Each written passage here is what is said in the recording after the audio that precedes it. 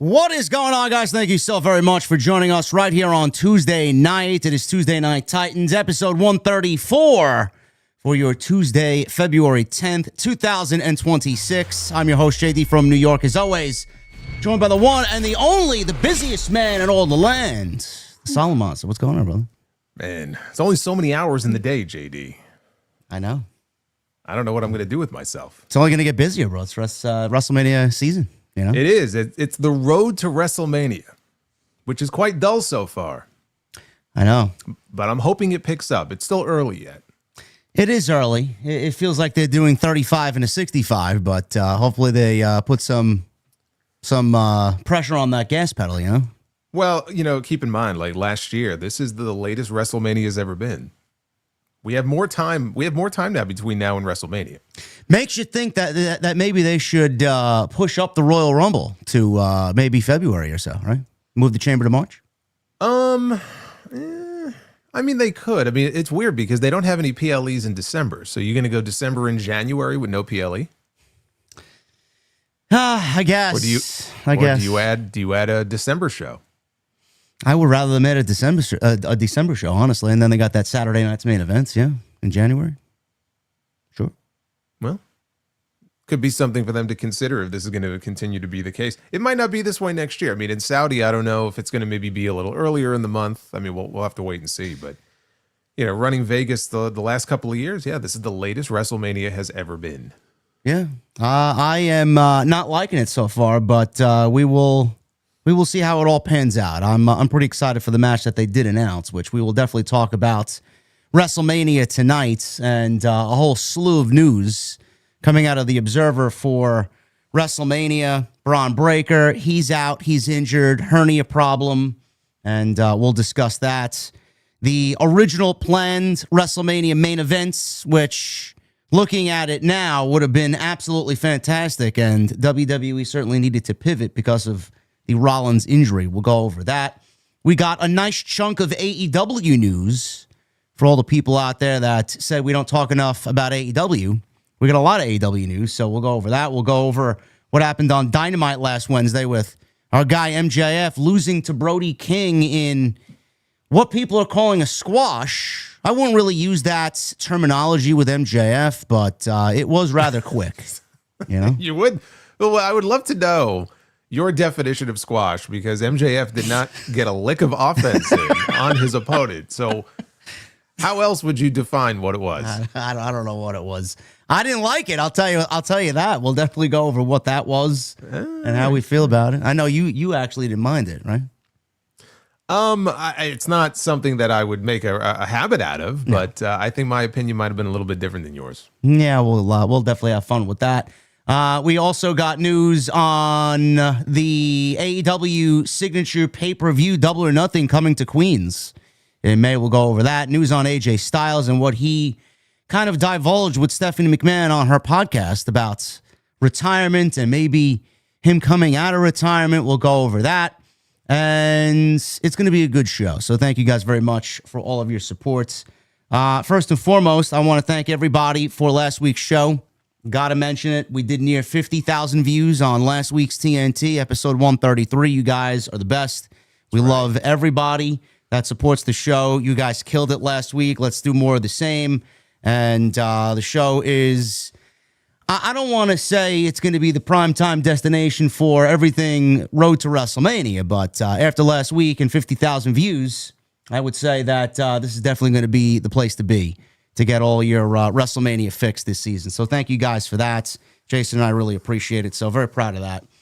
Also, I want to thank everybody that wished me a happy birthday last week. I have to mention this because this was quite the rib from this guy over here. Rib? Yeah. It's a perfectly legitimate gift. Yes, it was. Jason and I went to dinner on Saturday with some of my family and a couple of my friends. And we went to a cocktail bar in the city. We had a very good time. And Jason was nice enough to get me a gift, which he didn't really have to. Just him being out to dinner was more than enough. But he got me this. And if you guys were aware of my comments made a few weeks back about this certain band, and how I didn't really know any of their musical catalog, Jason got me Hybrid Theory, Linkin Park on CD. And the only place for me to play it in, and I'm sure he was very well aware of this, is in the Mustang. So the only way for you to be listening to this is driving down the road, blasting some Hybrid Theory. Why would I have this in my possession on my own? I don't know, but this was his gift to me. Why wouldn't you have this in your possession? See, I had to correct a grave injustice when I found out your true opinion on Linkin Park. I said, no. We're gonna fix this. Yes. So that's there you go. That was taken care of. See, Sidra, yes, laughing my ass off. See, incredible album, you guys say. Listen, I'll throw it in. Especially when the weather's nice. I'll roll the windows down. I'll see if anybody starts banging their head with me. So we're gonna convert you. There you go. So thank you for that. That's awesome. And thank you to everybody. Wish me a happy birthday. You guys know the deal. Anywhere you need to find us, it's linked in the description down below. Super chats are open. Get them on in. Best way to support the show. Any questions, comments, concerns, opinions, jokes, what have you, make sure you guys get them on in. We'll hang out at the end. Hit that thumbs up. Let's try for 800 likes. That's a modest goal tonight. And leave us a comment as well. Helps us out in the YouTube algorithm. And that's what really drives the engagement to the show here on TNT. Before we get into the actual news, I want to give way to Jason. He had a very, very big announcement today, very exciting announcement. So I'll give him the floor to explain to everybody what's going on. We're all very proud of him, and he's going to kill it over there. So Jason, take it away. Let everybody know what's going on with you over there.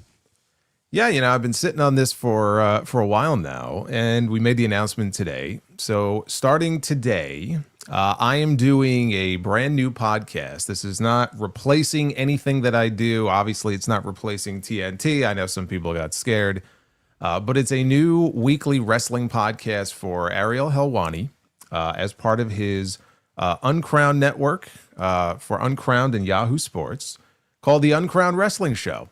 And so if you're a fan of the Sound Off, and you've been a fan of mine and have listened to me for any number of years, it's basically kind of like another version of the Sound Off, like a smaller version of the Sound Off, covering the key wrestling news stories of the week, maybe even some things I don't have time to talk about on the Sound Off.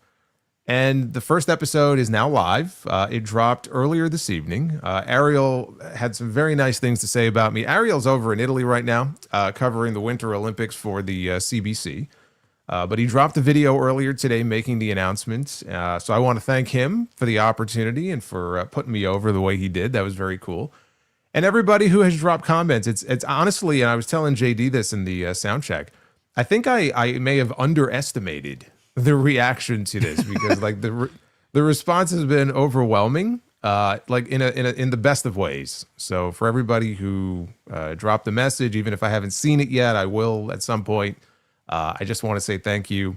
I'm excited about it. I'm excited to not only cultivate an audience for Uncrowned, which has a lot of great combat sports content right now, but they didn't have that one wrestling show. Yeah, Ariel will talk wrestling on his show, but it's not really a wrestling show. So he was looking for someone who could cover the news of the week and opine on stories and give their true, honest opinion. And I mean, I've been doing that long enough. And so he was kind enough to come to me. We made it happen. And hopefully we can really build that up in a major way and maybe even bring in some new fans over here. So again, I just want to say thank you to him. Thank you to all of you. Hopefully you will tune in and subscribe and support. But we ain't going nowhere over here. Nothing is changing here as far as TNT goes. No, nothing's changing, guys. Don't worry about it. So congratulations to Jason. We're all very proud of him. And Ariel's got a great one over there, and Ariel does great work himself. So exciting stuff, and it's only the beginning. February is already a big month for both of us, and more to come, and this year is going to be fucking fantastic. I'm telling you right now. So thank you guys very much for all the support. All right, brother, we got a lot to get into. What do you want to talk about? Oh, we do have a lot to get into. Yeah. I was debating if we should start with Roman and Punk, or if we should talk about Bron Breakker. Let's talk about Bron Breakker. Because that was sort of the big story of the last 24 hours. It's very 50-50 hit or miss right now if he's even going to be at WrestleMania this year, which if you would have told me that a few days ago, I would have said, man, you're out of your mind. But it's not looking good as far as Bron Breakker's status for the biggest show of the year right now. No, it's not looking good. And, you know, I'm not a medical professional. I don't have any idea what's going on as far as status and injury time out. Some people were telling me this could be as little as 2 to 3 weeks. Some people are telling me it could be as severe as 6 months. So I have no idea what's going on. But Bron Breakker has been sidelined. And the report from last night's Raw was that he was injured training. Now, that wasn't the case because Mike Johnson put out something before Raw went live in the afternoon on Monday. And the injury is a hernia injury, and a severe one at that, which, by the looks of it and the sounds of it, was something that he was dealing with before last Monday, and last Monday's incident only aggravated it a little bit more.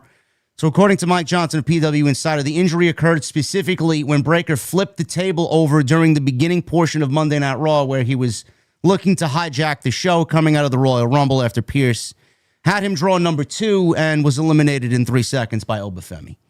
So we're told that Bron Breakker was hurt during last Monday's Raw when he flipped the table over. Mike Johnson said situation developed quickly throughout the week. By Wednesday, February 4, medical evaluations confirmed the severity of the injury, and it was determined that surgery would be the only course of action to repair the hernia. We were also told that by Wednesday, 2/4, it was determined he was going to require surgery for a hernia. As a result of the procedure, Breakker has been pulled from all upcoming live events and all Monday Night Raws leading into WrestleMania for now. There's currently no estimated date for his return to the ring, leaving his status for WrestleMania season in doubt. Now, Sean Ross Sapp of Fightful Select put out a report following Mike Johnson's, saying Breakker was complimented by a source for working through the pain during the broadcast last Monday. While the situation initially raised concerns about his availability for WrestleMania, the latest update provides a glimmer of hope. Fightful Select reported today, this was yesterday, that they haven't heard an official update on his status for WrestleMania. Sources in the WWE are optimistic that Breakker can return in time for the show.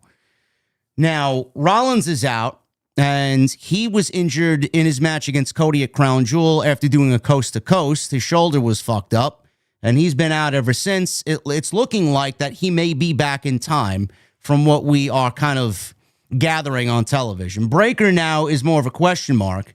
And if you guys were paying attention to Super Bowl Radio Row, MJF and Seth Rollins had a little face-to-face. And then in one of the clips, you could have overheard Seth Rollins saying something setback. A lot of people were kind of thinking that he might have had a setback. So after this news about Bron Breakker, he may actually have been talking about Bron Breakker having a setback and everything being on hold right now. So I did talk about that specifically on my end as a possibility. Jason, this is obviously this is a shitty situation because we got this masked man showing himself, a second masked man at the Royal Rumble, which we all assume is Seth Rollins gearing up to come back to wrestle Bron Breakker at WrestleMania. They did the masked man gimmick last night on Monday Night Raw again, and they ran with that angle to cost the Vision a spot right now in the Elimination Chamber, which LA Knight won in the main event on Monday Night Raw. So my first question to you is, being that WWE ran the gimmick and the masked man angle last night, is that a possibility that they do believe not only Rollins will be back, but the fact that they ran it again last night, that Bron Breakker, in their eyes, would be back before WrestleMania? No, I don't think one necessarily, has anything to do with the other as far as Bron Breakker. I mean, they may have a sense that Rollins is probably going to be back in time. But I think you want to keep the heat going with him in the Vision just in general, because if Rollins comes back and Breakker's not ready, there's some people who are of the opinion, well, just hold out Seth Rollins. And if you're Seth Rollins, what do you think his number one goal is right now as he is rehabbing from this injury? To get back for WrestleMania. To get back for WrestleMania. And so I don't think that you would want to tell Seth Rollins, you know what? Yeah, we're going to leave you off the card. Like, he's working towards being ready to be on the biggest show of the year. So if he's cleared, then he should be on the show. Now, the question is, what do you do with him? And there's other members of the Vision that he could be working with, either in a singles or a tag. So keep the angle going, keep the mystery going of who's under the mask, because you don't know. And maybe Breakker will be back in time. But you got to keep, it would almost make no sense if all of a sudden the masked man gimmick just sort of vanished, right? I mean, you want to keep it going in some way. So I wasn't really surprised to see what appeared to be Grayson Waller under the mask. That was my first thought. I'm like, that's Grayson Waller. How the mighty have fallen, huh? hey, at least they have him doing something, and he's in the main event, right? I mean, he may be under a mask, but shit. I mean, what was he doing before? New Day. He was working commercial break promos with New Day, exactly. It's kind of funny though that he ended up costing Austin Theory the match, just given the history between them and how it was never really fully resolved. But yeah, so no, I wouldn't read too much into that. I think obviously they're hoping everybody is back in time. The thing with Bron Breakker, I saw the update. I guess Dave and Brian, they were having a conversation about this on Observer Radio last night, and what Meltzer said was just talking about that type of injury in general. It's a hiatal hernia, is what they said it was, and I think he was kind of giving a ballpark of like for like typically what it could be. It could be as little as this, but it could be as much as that. And he pointed out the fact that, as Paul Heyman said in his promo last night, like this was not like laparoscopic. We'll just kind of go in through a tiny incision or the belly button or whatever. Like this was major surgery. And so from that, you would deduce that he's going to be out for an extended period of time. The reality is we don't know. But it's not the kind of injury you want to be rushing somebody back from. I mean, I know some people who have had hernias before. I don't know if it's this specific type of hernia and have had hernia surgery. It sucks. I mean, it is painful, and depending on how bad it is, it can be a very slow recovery, and you don't want to mess with that. So he'll take as much time as he needs. And look, I mean, there's never a good time to get hurt. But we were just talking about the possibility of him going into WrestleMania either as the champion or winning the World Heavyweight title, and now he may not even be on the card. Yeah, it's crazy how things work out and can change like that. In an instant. It's unbelievable. Mike Johnson did follow up with this piece of news here, just to give you guys a sense of where he's coming from and what happened with this injury. The word making the round at Raw is that Bron Breakker's hernia was an issue that had been ongoing prior to last week's Raw, but the determination was made that surgery was needed after his appearance. Breakker's booking in the Royal Rumble match was not dictated by any injury or health issues. That was the creative that was decided for him to start his run to WrestleMania, which now has changed due to surgery being needed. Now, you know, I don't want to immediately just point the finger of blame at WWE here, because I don't really know what the severity of the issue was prior. Was it something that could have just... They put him on TV and he gets over it? What was it, something that he needed surgery for from the beginning? I don't know. Do you think that they should have just kept him suspended, Jason? Because I brought up this logic as well last night on my end. You know, Bron Breakker was suspended for, quote unquote, putting his hands on Adam Pearce. If they knew he was injured and they knew that it could be something a lot worse than initially reported, why didn't they just keep him suspended, keep him off television, and give him another couple of extra weeks, few weeks to recuperate from the surgery in hopes of getting back in time for WrestleMania? Instead, they had him go into the Royal Rumble. They did the angle at the Rumble and then did that table spot on Raw. Is this a huge botch by WWE Creative here? Well, I mean, from what I understand, it wasn't as serious until he flipped over the table. And so my impression is that made it worse. And then come Wednesday last week, they realized, okay, he needs surgery. So it may not have been that serious in their eyes if they knew about it. And then on that one spot, shit happened and it got worse. And it's like, okay, well, this can't be ignored. Now this has to be addressed. This has gone from maybe something that was considered minor to something that now is a pretty big deal. I'm not going to put any blame on WWE Creative because I feel like we don't have all the details here. And I would have to think that with someone like Bron Breakker, who they are clearly building around for the future, right? He's going to be one of those guys that they build around for the future, not just next year, but just years and years from now. They're not going to handle him in such a way, you know, that is going to be detrimental to his health. They're going to want to protect him at all costs. So I don't think that if they knew the injury was that serious previously, that they would have allowed him to go out there and do anything overly physical.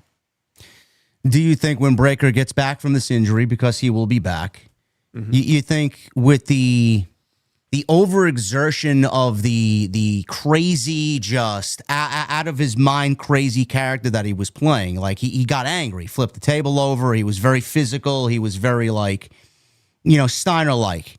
Do you think that all came back around to WWE? You think that when he gets back to TV, they'll maybe lessen some of that exertion on his end so that this doesn't happen again? I hope not. I mean, that's who Bron Breakker is. He's intense. I mean, I wouldn't want to prevent him from being himself. I mean, that's well, what maybe makes not Bron flip. Breakker Maybe not flip tables over. Or maybe just don't make these tables out of solid oak, which apparently they're doing in WWE like they are in AEW. I mean, what the hell are these tables made out of? I don't know. He lifted it pretty easily, though. I went back and watched it to see if he was injured or not, but he played it off like a fucking pro. I'll tell you, these are not those tables that they were throwing people through 20 years ago. Whatever the hell they're made of now. I don't know, a carbon fiber? I don't know what these tables are made out of, but yeah, it's just like, no, but that's who Bron Breakker is. He's an intense guy. It's like telling Goldberg, who used to injure himself all the time, don't be Goldberg anymore, you know? Calm down a little bit. Like, he can't. It's who he is. You know, he gets all pumped up, and that's what people wanted to see. With Bron Breakker, that's what makes him fun to watch. When he comes from down the aisle, sprinting down the aisle, and he fires off these spears, he throws his whole body into it. You know, that's who he is. He's an intense guy. Now, you can still be careful on certain spots if he's going to lift something heavy. I mean, that just goes without saying. That's common sense. But otherwise, no, I wouldn't have him be any different than he was before. He's fucking Bron Breakker. What do you have? If Rollins is planned to come back and Rollins is working towards getting back for WrestleMania, what do you have him do if Breakker is not ready for WrestleMania? So, I know a lot of people were worried that they may add Rollins to the Reigns and Punk stuff, but I don't think that they're going to do that. Who wants to see that again? No. It's going to be a repeat of last year. Yeah. I don't know why you would do that.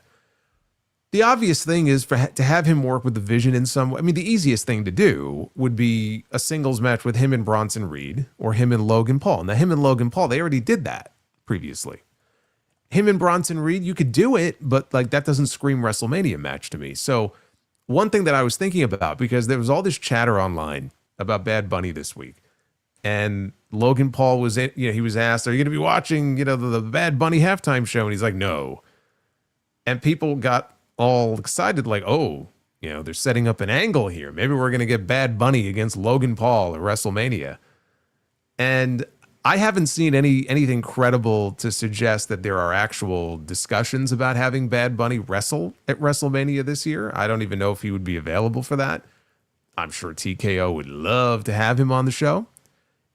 If he was going to be involved in some way, I mean, given that Logan is part of this group, you could do a tag team match.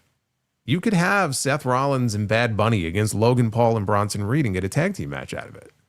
If he was going to be on the show instead of doing a singles match. And that would be an attraction. That's actually not a bad idea. I actually quite like that. No. I was just thinking Bad Bunny versus Logan Paul one-on-one. No, but this way, yeah. you give, again, if Seth is cleared, then he should be good to go. But maybe it would be better for him to come back in a tag team situation. But him and Bad Bunny against the Vision, it would get Reed in there as well, not just Logan Paul. And then you could just build to those moments where, Bad Bunny and Logan got in the ring together instead of just doing it one-on-one. That way it gets everybody involved. It's kind of like what they did at SummerSlam last year where they had Randy Orton teaming with Jelly Roll, and they turned that into a big attraction. That's kind of what I have my eye on towards here, similar type of thing. But again, that's just if he was going to be involved in WrestleMania. Beyond online speculation and rumors, I haven't seen anything credible to suggest that Bad Bunny is going to be at WrestleMania this year. So what you're saying is more than likely Mr. Levesque is going to go LA Knight versus Logan Paul one-on-one.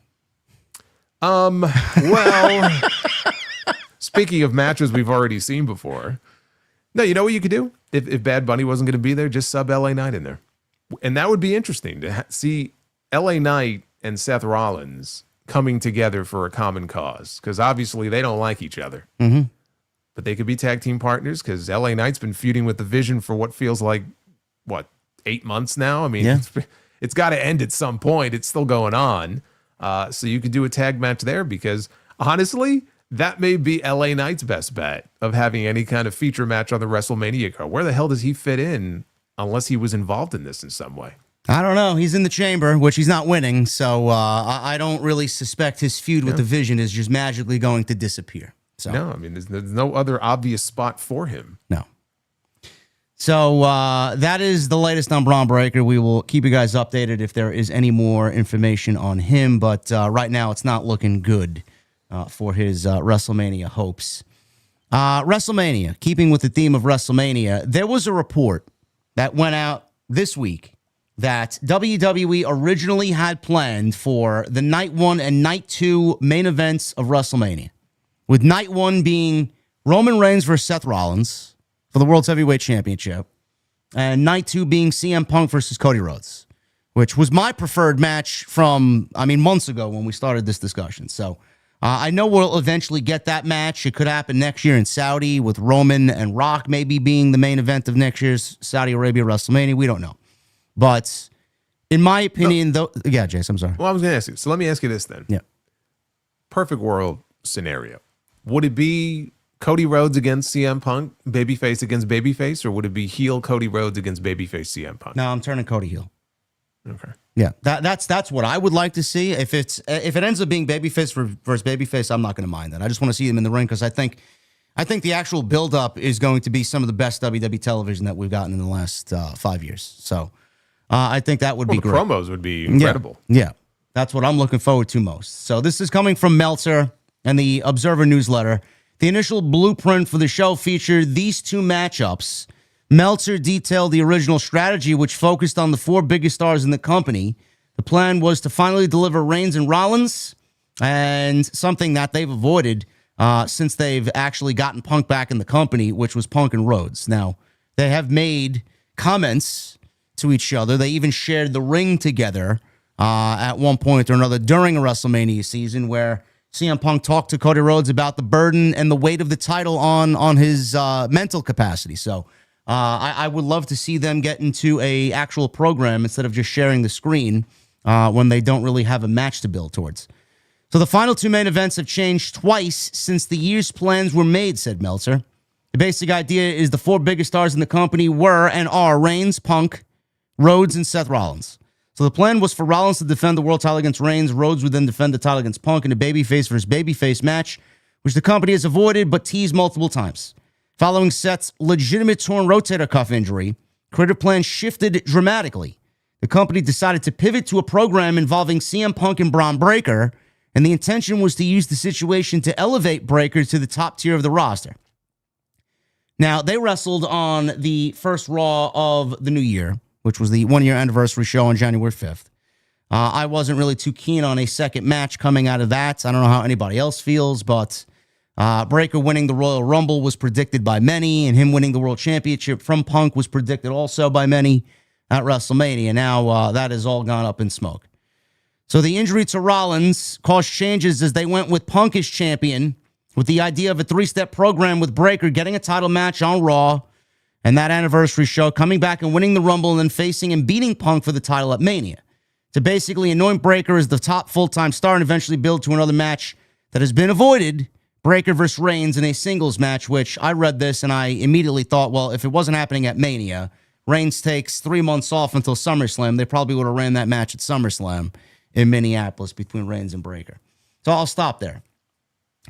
Now, we went back and think about what happened with CM Punk, Jason. I know you and I talked about that Saturday night's main event on November 1st when it was Punk and Jey Uso for the vacant World Heavyweight Championship.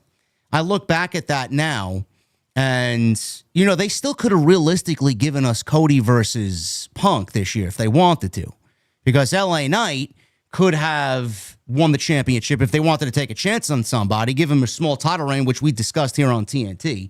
He could have won the championship on November 1st. He could have held the championship till that first Raw of the new year, and it could have been against Bron Breakker, again, if they wanted to take a chance. And then they still could have given us Breakker versus Reigns for the World's Heavyweight Championship for night 1 and then run Punk and Cody for night 2. So there could have been a chance to do it, but obviously they didn't go that way. What would you have thought if they actually went in that direction? I mean, I don't think I would have minded it. I think I was more confused because as I was reading what Dave was talking about, you know, on the one hand, he's talking about Cody and Punk being one direction for a WrestleMania main event, but he's also talking about CM Punk beating Bron Breakker on the anniversary show, Bron winning the Rumble, and then getting the belt from Punk at WrestleMania. So which is it? I get the sense that there were multiple directions discussed, including Cody Roman 3, which we haven't even mentioned here. Yeah. And there were just multiple directions that were discussed and kind of throwing stuff at the wall, or the whiteboard, as it were. And ultimately, they settled on what they settled on, in part because of the Rollins injury. Things happened. But there were just some things that he mentioned where it's like, well, if they do this, then this doesn't make any sense. So I don't know. I get the sense that there were a lot of things discussed. This is what they settled on ultimately. Roman and Punk is one of the biggest matches they can do. I don't think we've been, shortchanged by them doing that match. And like you said, if your preference is for Cody to be a heel for any potential match with Punk, probably better to wait a year. Yeah. And maybe do it at WrestleMania next year. We both, I think, were in agreement when we talked about Drew McIntyre needing to win the WWE Championship in 3 stages of hell. Like, Drew apparently lobbied to win the belt. Cody agreed, and so did I. Because if Drew McIntyre would have gone in there and lost, like, that's it. It's over. Like, he moved back down to the bottom rung of the ladder at that point. So he had to win the title. And so I don't have any qualms with them putting the championship on him and all these people. And there are people out there who, in talking about Drew McIntyre, talk about him, oh, he's boring. Everything he does is just it's so boring. I can't get into Drew McIntyre. And I disagree. I mean, look, if that's your opinion, then fine. You're entitled to it. I'm not bored by Drew McIntyre. We see what he can do. Well, why are they bored? They just think it's any number of reasons. They either just find him boring, or they feel like, well, he's already been in the mix now for too long, and for so long he would lose and lose and lose, and I just can't take him seriously in this role. Or they must have been bored by the Sami Zayn feud because there was legitimately no fucking story in that direction. But how you call him boring after he did a fucking 6-month program with CM Punk? That's a little ridiculous, honestly. Well, that's what I mean. Like, you could tell, like, with the right person, Drew McIntyre, he can have an incredible feud. And he can really, like, especially on social media, like he was having a blast on social media when he was feuding with Punk. I mean, he was needling him at every opportunity. But look, if that's your opinion, if you're not a big Drew McIntyre fan, that's cool. I don't have an issue with Drew McIntyre walking into WrestleMania with one of the top 2 titles. The fact is, he's not going to be in what people view as like the real WrestleMania main event this year. We all know what the main event's going to be. Like, the main event this year. It is Roman Reigns and CM Punk. I do not see a match on the SmackDown side that they can do that is going to be bigger than that match. Whether they do Cody and Drew, whether they do Cody and Randy Orton, which they could still get to, by the way. It's funny you mentioned that. I'll get into it in a little bit after you're done, but I'm hoping they go that direction, honestly. And that would be great, but that, to me, that's still not going to be bigger than Roman and Punk. No. So where we've landed here on the Raw side, I don't have an issue with it, and I understand the Rollins injury fucked up all their plans. I actually feel like Roman and Punk is a much bigger match than Roman and Seth Rollins. I actually think we kind of lucked out in that regard. Yeah. Even though that has more history to it, this is a bigger match. Where the issue is on the SmackDown side right now. Because there's still talk. Bodyslam.net reported this a few weeks ago. I think Meltzer said the same thing. That the working plan right now, and of course it could always change, but the working plan right now is Cody Rhodes and Drew McIntyre, one-on-one at WrestleMania. And I loved the promo that Cody cut on SmackDown on Friday. Like, he was all full of fire and rage and fucking, I mean, the dick measuring joke and the Cody Raheem Rhodes. I mean, that was just fucking priceless. That was great. So that's great. And Cody, when he's on, like, he's a great promo and he can kind of talk people into it. I don't care though. Like, we have seen Cody and Drew so many times one-on-one. We do not need to see that at WrestleMania. You almost have no choice but to work 1 or 2 other people into that match. So my sense is we're going to end up getting a multi-man match on that side. And it has to be. Like, it can't be anything else, right? I mean, am I wrong in that? Like, you can't just do Cody and Drew at WrestleMania and say, hey, there's your WrestleMania main that's the absolute worst option out of everything that is available for WrestleMania. This is where I think it's going to go. And I'm glad the discussion kind of deviated here. On Friday, we have this tremendous match, this Elimination Chamber qualifying match. Sami Zayn, Jacob Fatu, and Cody Rhodes. Drew McIntyre is, I don't know what he's doing at Elimination Chamber. He may defend the title, he may not. I have no idea. But Sami, Jacob, and Cody is the type of match you want to see because what we've been given so far with these Elimination Chamber qualifiers, they've been very fucking predictable. Like you look at the graphic and you know who's going to win. Wait a minute. You mean to tell me you didn't believe that Ivy Nile was going to qualify last night for the Elimination Chamber? Ivy denied, bro. No. I don't believe you. So yes, that's a big time match. You know, I think, and again, you can quote me on this. I could be wrong. I could be right. But I think Sami's going to win that match on Friday. I think Jacob Fatu and Cody Rhodes are going to cancel each other out. I think Drew McIntyre is going to fuck over Cody Rhodes. And I think by what he's been doing, because he's been kind of meddling in their business and trying to stop them at every chance he gets, I think Drew McIntyre will end up defending the WWE Championship at the Elimination Chamber against Cody Rhodes. And I think Cody Rhodes will win the championship back, thanks to Jacob Fatu. And I think Randy Orton wins the Elimination Chamber. And I think we get Jacob Fatu versus Drew McIntyre and Randy Orton versus Cody Rhodes for the WWE title at WrestleMania. I'm looking at that. I think that's the best direction that they could go in. And I would be totally fine with that. Because how long have we been waiting for a proper match between Cody and Randy? I mean, they had the King of the Ring final, but that wasn't promoted. There was no story there. No. Right? There's history between these two guys. And I'm not just talking about the last couple of years, with Randy staring at the belt at every opportunity. Like, there's real history between these two. And that has to be explored at some point. So I would love it if we end up getting Cody and Randy, because Cody and Drew is very played out. And of course, if in fact it comes out that Drew McIntyre was the one behind the attack on Jacob Fatu, which, I mean, I still believe that if they're going to go back to that story, we'll get some other reveal.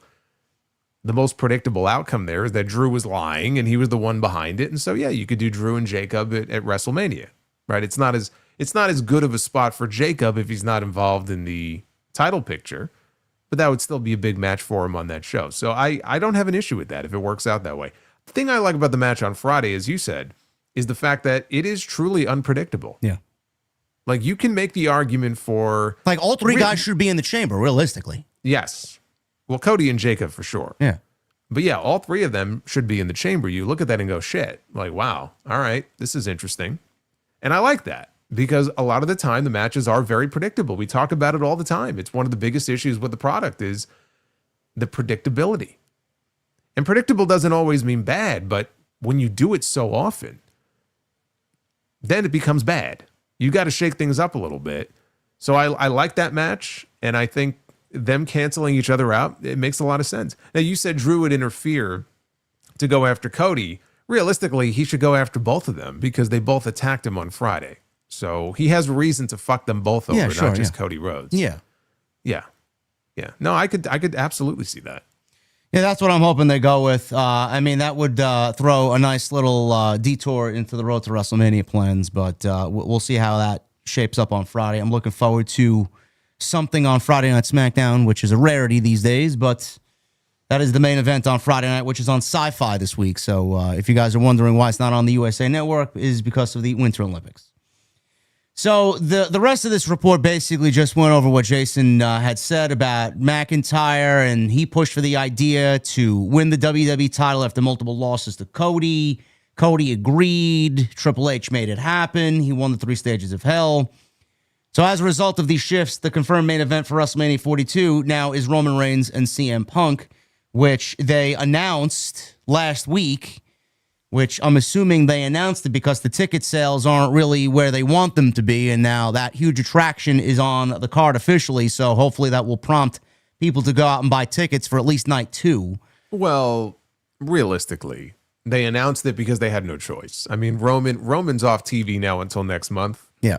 And they had to set up this Elimination Chamber match with the men, and, there had to be something at stake here.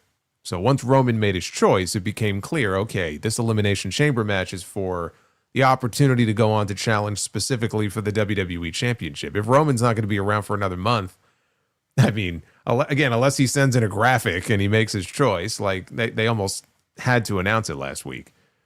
Well, I'm just happy to see him showing up 5 Raws in the month of March going into April. Yeah, 5 of the 9 remaining Raw shows going into WrestleMania, which is more than I thought. Yeah. Now, I don't expect him to be doing much. I think you may have made a comment that he might wrestle. I don't see him wrestle. I don't think he'll wrestle, but I would like to see him wrestle at least 1 out of the 5 weeks. to do the old can they coexist? Yes. Tag team match with Yes, CM Punk? unfortunately, yes. Okay. So you're pitching a can they coexist match for TV.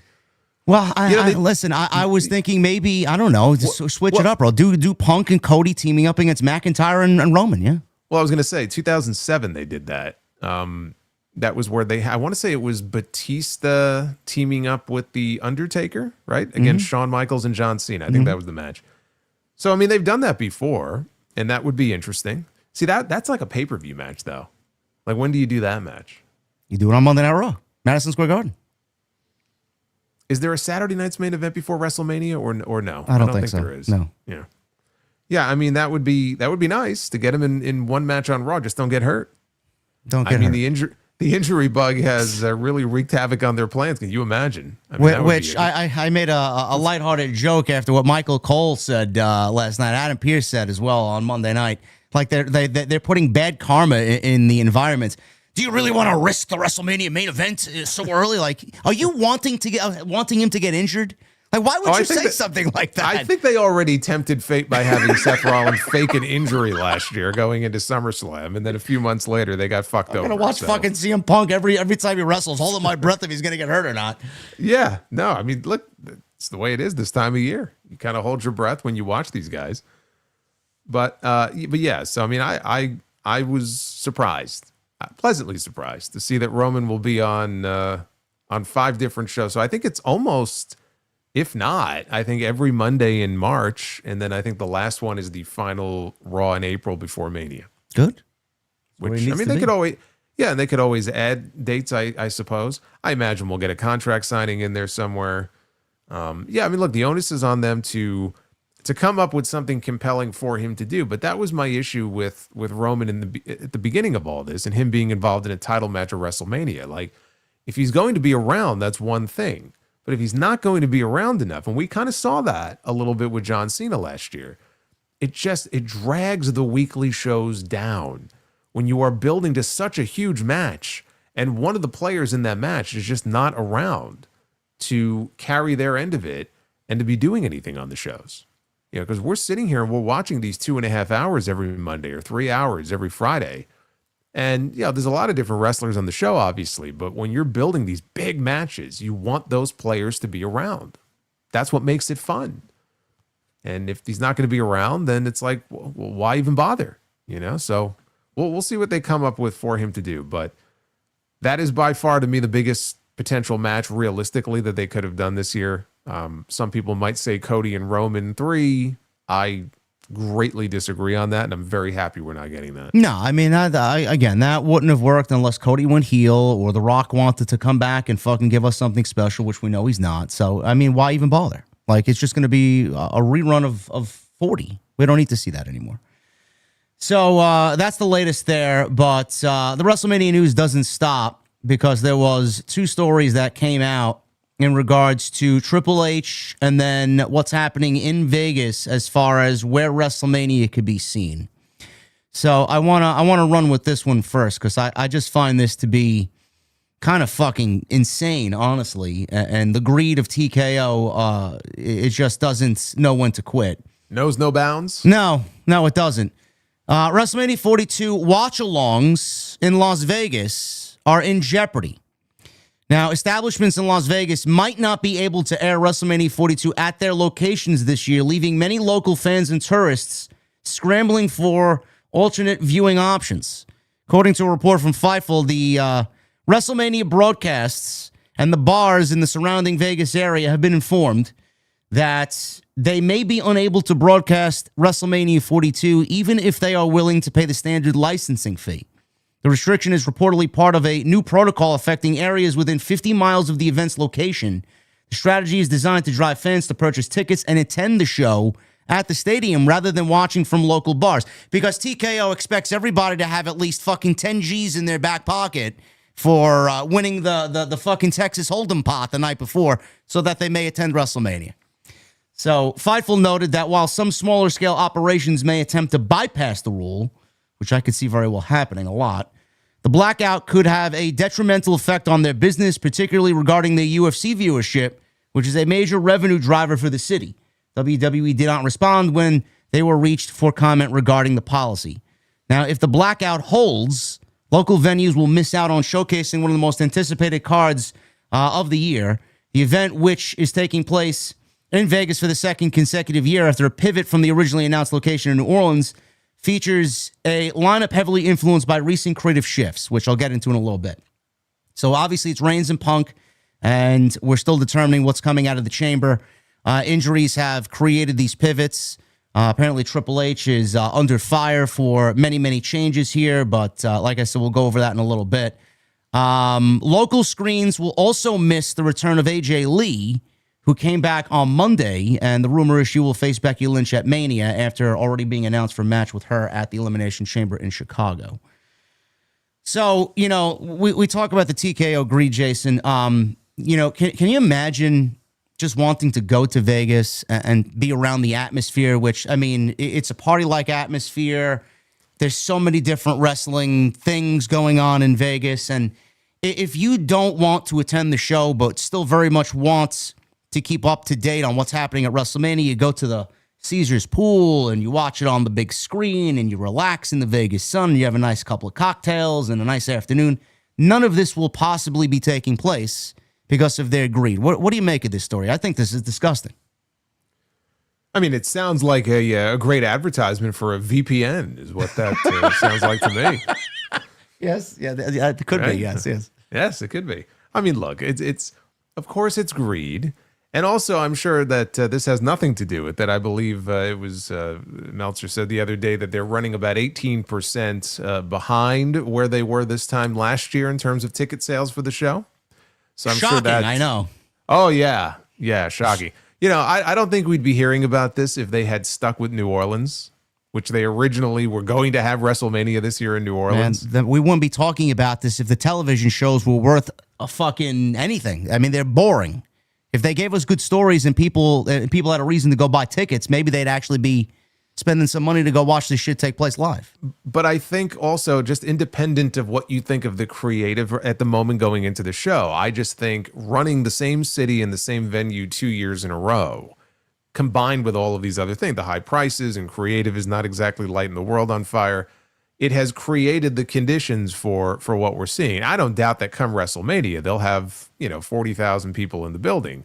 But the fact that it's not a guaranteed sellout or near sellout, I mean, nobody should really be shocked by this. When you keep abusing these ticket prices are outrageous to begin with. So you can only imagine WrestleMania, it's just exacerbated. And you can only abuse people so much, and they just turn around and say, look, we're not doing it. It's not worth it. But had they gone to New Orleans, it would have been a different venue. It's been many years since they've been there. I think there would have been a certain excitement that maybe there isn't this year because they already did this last year. And I don't know if they would be ahead of where they would normally be, but I definitely think they'd probably be doing better in terms of ticket sales, even with the higher prices. So I'm sure that's part of it. But look, again, between ticket prices and you're putting out a product that people are clearly not as excited about as they were a couple of years ago, it just creates the conditions that you're seeing right now. And so something like this, you hear that, and of course it sounds ridiculous. And what are you going to do? I mean, they're trying to get people to come to the arena and force them to buy a ticket to see the show if that's what they want to do. What's going to end up happening is people are either just not going to watch the show, or they're going to find other ways. If they really want to watch the show, they'll find other ways to do it. Maybe some establishments will still show it and kind of do what they want to do. But that was unique. That was new. When I heard that news, I said, they're taking a different approach this time to try to force people into buying tickets to this show. Maybe lower the prices a little bit. Maybe. It's just a thought. I mean, again, they look at it as this is a premium event. So we have to charge a premium price here for these tickets. But WrestleMania, if you want, Vegas is a family destination. It really is. It's a vacation destination. A lot of families go there. And it's expensive enough as it is. Imagine if you're going to Vegas with a couple of kids. Just the trip alone, the airfare, the hotel, the accommodations, the food, independent of what WrestleMania tickets cost. It's going to cost a small fortune. And they're not making it any easier for people to come to this show. It used to be very fan-friendly in that regard, and it's like the opposite now. And at some point, it comes back to bite you on the ass, and I think that's what TKO is seeing right now. Well, I feel no sympathy towards them at all. So no.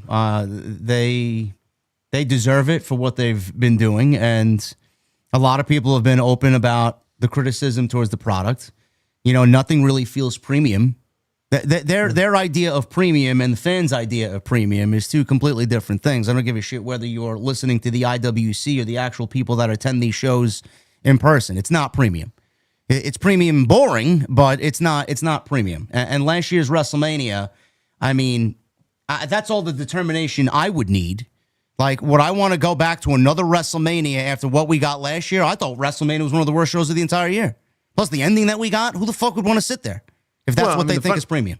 Yeah, I mean, the funny thing is, the main event last year of night one was excellent, and the opening match on night two was and excellent. That was Yeah, and that was it. I mean, everything else about WrestleMania last year didn't really scream WrestleMania to me. So it's not like WrestleMania 41 had nothing redeeming about it. I mean, it had a couple of great matches, but yeah, I mean, that show last year was not one of the better WrestleManias that we've had in the last decade. So if you're pointing to that as like, hey, this is what you're missing out on, I mean, you know what? I think I'll pass. Everybody wondered if they'd be up to the task to get worse or be worse than fucking WrestleMania 9 the last time they were in Vegas. They did. Well, they topped it. Well, I mean, are we really going to use WrestleMania 9 as an example here? Look, Travis Scott or the Hulkster, bro? Which one you got? I have a soft spot in my heart for that show. I do, but I'm also like, I'm smart enough not to sit here and try to argue that it was a good WrestleMania. Okay? It wasn't a good WrestleMania, no. It was not a good. When you have the giant Gonzalez putting a rag with ether over the Undertaker's face and trying to smother him to death, yeah. No, I'm not gonna give that WrestleMania a vote of confidence. You mean to tell me that Doink the Clown versus Crush is not the quintessential WrestleMania match? I think the ending was very creative. The way that with the double doinks. Yes. I thought that was kind of a clever finish. But no. When the Steiner brothers and the Head Shrinkers are the best match on the show. Whoa. And even that's not a great match. What, you gonna say Shawn Michaels and Tatanka? Of course I am. Well, my point is though, even if you thought that was the best match on the show, it wasn't a great match. Right? It's a low bar, if we're being honest. No, it was to me it was the best match on the show, but it wasn't like oh my god, one of the greatest IC title matches ever. No, a fucking count out finish. You really want to die on this hill? No, I'm not dying on this hill. Die on the WrestleMania hill on top of Caesar's Palace. I was disappointed, man. I was looking forward to Luger and Perfect. That sucked. Well, that was disappointing. Yes. You know why? You know what happened there? Why, it's too windy? Well, besides that, Perfect forgot everything when he hit the ring. Was he drunk? He was probably doing something he should have been doing. Evidently, he forgot everything he was supposed to be doing when he got to the ring. Oh, man. He probably had a really good night the night before. No, don't worry. He redeemed himself at SummerSlam against HBK that year in Detroit. No, he didn't. That wasn't a bad match. That was a very disappointing match. It was disappointing. It wasn't bad. No, I mean, it was, well, no, it wasn't. I'm not saying it was terrible, but I remember a lot of people being, man, this could be one of the great wrestling matches of all time between these two guys. And no, it was not. It was not. Now, the crowd was better than the match, I will say. Yes. So that's the latest there as far as what WWE is doing for WrestleMania, the Greed, and TKO doing what they usually do best. But all this leads to Triple H. Now, supposedly, according to Meltzer, again, please take it with a grain of salt. You know, I'm not going to sit here and completely blame Triple H for every aspect of why they're down with ticket sales compared to last year and the fact that they're in Vegas for a second year in a row. I'm not going to blame Triple H for those things. But Triple H reportedly is facing internal criticism within WWE to frequent changes to the WrestleMania 42 card. Now, according to Dave Meltzer, some people in the company are frustrated with the constant shifts in creative direction, which some believe are negatively impacting ticket sales for the event. I don't know how that's possible. If the fans don't know what the actual matches are going to be, why would it impact ticket sales if nothing's been announced?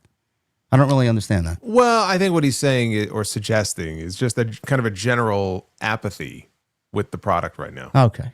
Well, that I could see. Well, speaking on the Observer Live, Meltzer revealed that the advance for WrestleMania 42, like Jason said, is down 18% compared to last year. While he expects the event to eventually sell out, the current numbers have caused disappointment amongst TKO officials. Essentially, the way it was described to me is, and this makes no sense, but this is how I was told, is that they're very disappointed with the advance. It's down 18% from last year. Meltzer noted that the criticism stems from the perception that Triple H is operating similar to Vince McMahon regarding last-minute changes. The frustration is compounded by the belief that altering plans for a card that has not been fully announced is counterproductive. So there's been a lot of internal criticism of Paul Levesque as far as like not keeping and keeping plans, essentially like Vince. They have a plan and then they change the plan. Beyond the creative indecision, Meltzer highlighted external factors contributing to the sluggish ticket sales. He pointed to high ticket prices and a decline in tourism to Las Vegas as significant hurdles. The problems are, number one, ticket prices are really high, higher than last year. And number two, a lot of foreigners won't come to the United States right now.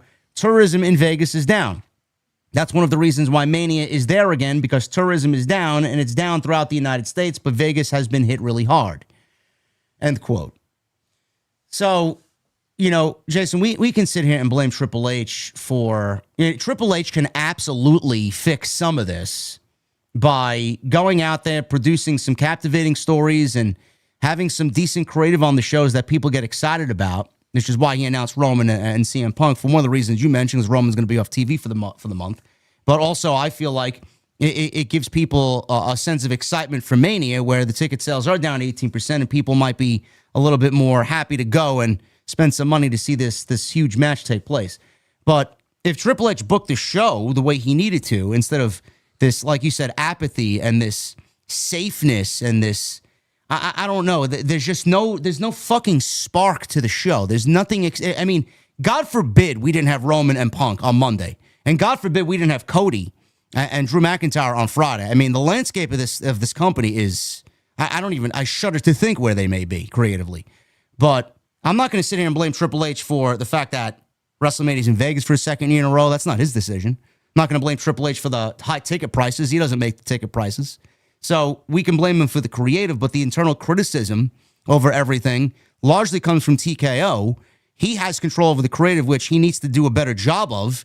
And I feel like with the change in plans, I mean, he wants Rollins on the card. If Rollins didn't get hurt, everything's just vastly different. He doesn't want Breakker off the card. He's got to make changes appropriate to the big names that are now off the show currently. So, I mean, what is he supposed to do? Like, what can he do? Well, part of that report, I think the kind of the main part of the report also talked about the frustration stemming from the constant changes to creative. That was a part of the report too, where there was this kind of exasperation over, well, the card looked like this, but then it got changed and now it looks like this, and then it got changed again and now it looks like this. And we were talking before about like 3 or 4 different potential WrestleMania main events that evidently were discussed. I look at that, and I'm not in the writer's room, but I look at that and part of me is like, well, that's part and parcel of what comes with having kind of a creative committee where everybody has input and discusses different potential matches and ideas on where they want to go. So how much of it is that, and how much of it is, he's almost pulling a Vince McMahon? I think I saw Vince's name mentioned by somebody in the report, and I just kind of laughed at that. I'm like, look, even if Triple H has made changes to different ideas and has blown up some of what his plans may have been, it is not an apples to apples comparison to be comparing him to the way Vince McMahon operated, when we would routinely, and we would talk about this and report on this on our respective platforms numerous times for many years, that reports would come out. I'd see Fightful and Mike Johnson and Vince McMahon. He ripped up the script 3 hours before Raw was about to go on the air. And this was a weekly occurrence. He had people that would write the shows. It's their job to do so. And he wouldn't like it. He'd rip it up. He'd go off in a room by himself. He'd rewrite the entire show. This was almost weekly. That's not what we're talking about here. Like, no one is looking to return to those days. So I think we have to keep some perspective on this, where it's like, okay, yes, maybe plans have changed, the ideas have changed, but it's not like we're back to the Vince days of the shows being blown up 2 hours before showtime. You look at WWE.com at like 7:30 and nothing's on .com. Like, we got to get ready for our shows and put in the description what's coming, and there's nothing there. It's like still. No, but dude, there were matches that were announced, and then when the show airs, the matches have changed. I'm like, what? I had to literally go in my description for many of my Raw videos and change the rundown because what was announced was no longer taking place. It got so bad that you could fit, like, we could not get any news at all, but you could watch the show and physically feel Vince is changing the show as the fucking show's on the air. That's how bad it was. Well, that was the other thing also. So you would have these reports about, like, they're live on the air and the show is still not done yet. Like, what? I remember reading about that in the old days of Nitro. That would happen sometimes. Like, there's just like, how do you do, like, imagine if you're someone who is working, forget Vince, like, you're someone who's working on that television show. You're one of the producers, you're in the truck, you're one of the agents, whatever. Like, you're probably shitting a brick sitting back there. Like, you're still writing the show, or you still don't know the changes that were made to some segment in hour 3, and you just started hour 2. But this was like a weekly occurrence. It was like horror stories that people would tell. But what is it? What do you point to as the bane of the creative existence? Because again, I don't want to give him any benefit of the doubt. I am not pleased with what we're getting. I don't know what the core reason is. I don't know. I know he loves his long-term fucking dragged out storylines, which is... Oh, you mean the 2.5 year feud, that off and on kind of tension that we've had between Finn Balor and Dominic Mysterio? Yes, it just goes on way too long. He doesn't know when to end it. He thinks everything needs 2.5, 3 years of build and then an ultimate payoff. Meanwhile, we feel as fans, give me a 6-month fucking feud and pay it off. It doesn't need to extend and then overstay its welcome. He's had a problem with that on the main roster. I don't remember ever seeing him do that with Black and Gold. And I had Black and Gold under the microscope every fucking Tuesday. So I don't know where you really pinpoint the problem. Is it more so that, because I find it to be very bizarre. This is the same guy that was overseeing a creative team of a small group of people for Black and Gold who taped 4 weeks of television in one TV setting. They taped 4 weeks of television in a 4-hour block at Full Sail, and it was taped for the entire month. So obviously they had to know where they were going, where they begun, middle, and end. Now on the main roster, I feel like he's got. And if you watch, I watched a couple episodes of Unreal, bro. I feel like there's way too many cooks in the kitchen, and I feel like if you eliminate some of those voices and just keep it very small and very tight knit, maybe Triple H would actually operate a little bit better. Because I don't know who he had on the NXT Black and Gold team, but I don't understand why it's so vastly different outside of the 4-week tapings compared to what he's doing now and running 2 shows. Well, because it's not exactly the same thing. I mean, obviously, he's working with a much bigger roster now, for one. And, you know, the nature of the main roster, it's just very different than NXT. Even back then, it's very different from NXT. They're not exactly, you know, one and the same. You also have a live show every week that's either 2.5 hours long or 3 hours long, which is not what NXT used to be. I mean, back then it was still an hour, I think. Right? I don't think it was an hour. It expanded to 2 hours when they went head to head with AEW. So you're talking about an NXT product with a much smaller roster, an hour, not even an hour really, if you factor in commercials, of television, and it's not live every week. Like, you can't compare the two. It's not the same thing. Like, this is obviously, it's a much more difficult, stressful job. As far as there being too many cooks in the kitchen and too many voices, if you watched Unreal, honestly, like, if you look at the writer's room, compared to what we've seen in the past when they would show clips of, like, when Vince would be leading a creative meeting in, like, a big ballroom at the fucking hotel or something, and he had, like, I mean, legitimately, there must have been, like, 50 people in that room. It actually didn't look too bad in Unreal, if that's really what it is. Like, it's a much smaller room compared to, like, what it used to look like. You do want to have different voices, though. I mean, on the one hand, it's like, I get what you're saying, but you do want to have different voices. And thank God, for example, that we had, you know, in that one scene, Bruce Pritchard raising the possibility of Pat McAfee beating Gunther. And then you had, the fucking VP of Creative speak up and go, why would we ever do that? Like, this, here's why this is a terrible idea. There's one of the reasons. Get rid of him. Goodbye. You need to have a voice of reason in there. So it's fine to have different perspectives and kind of a fresh pair of eyes for certain ideas. I do wonder if, these, and again, this is just, it's rumors right now that he's on the hot seat and all that, but I wonder if part of it is that he either knows that or he always has that fear in the back of his mind where I need to make sure that the card I'm putting together here is going to sell tickets. Because if this card does not sell tickets, I could be in some trouble here. It's going to blow back on me. And lo and behold, we're seeing this one report that may be what's happening here. So what's the biggest match I can do? Or we were going to do this, but now maybe we should do that. Ticket sales are looking kind of soft so far. Because, dude, they've been advertising. These WrestleMania commercials have been running since November. Yes. Every single week we hear, God, who does the music in the commercials? AC/DC. We've been hearing this music and seeing these Las Vegas commercials every week for months. That's how hard they've been pushing these ticket sales. So he's had to know, like, for a while. I'm sure he has a sense of like how they're selling and how things are going. Don't think that doesn't factor in. And he's looking at that going, shit, like we may have to pivot and go a different way here.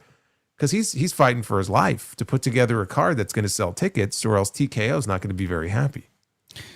Well, he better do something. Obafemi, Brock Lesnar on the card, get it on there. Whatever else you could do, which makes me think, I don't want to be conspiracy-like here, but maybe Dwayne doesn't show up next year. Knowing that if he does, he's actually actively helping Triple H remain in power as chief content officer over there.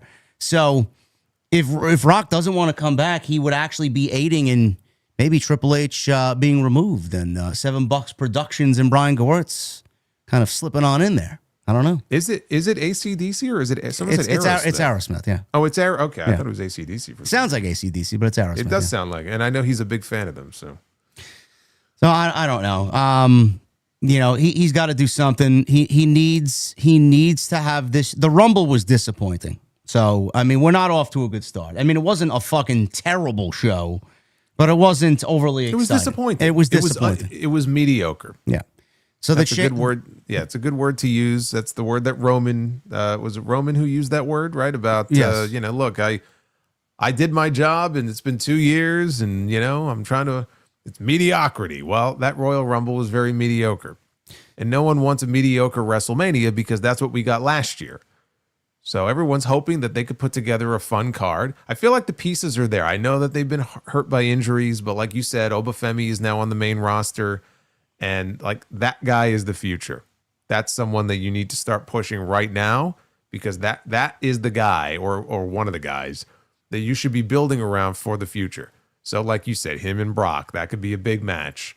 On the women's, we haven't even talked about any of the women's matches yet, right? There's certain matches on that end that you could do. And there's questions about what is Rhea Ripley and Io Sky going to be doing? Are they going to be in a tag team match? Are they going to be in a singles match?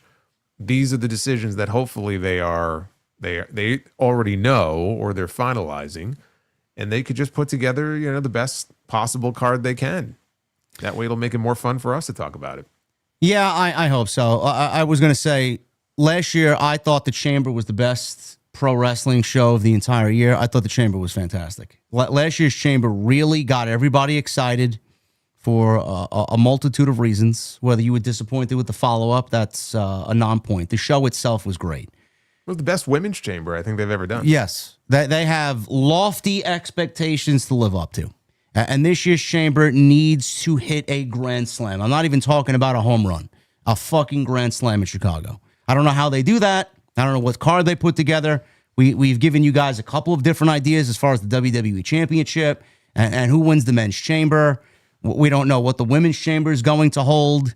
We don't know if Bianca Belair is coming back. A lot is going to be kind of revealed with her being there or not being there. So Becky Lynch and AJ Lee has been announced for Chicago for the Intercontinental title.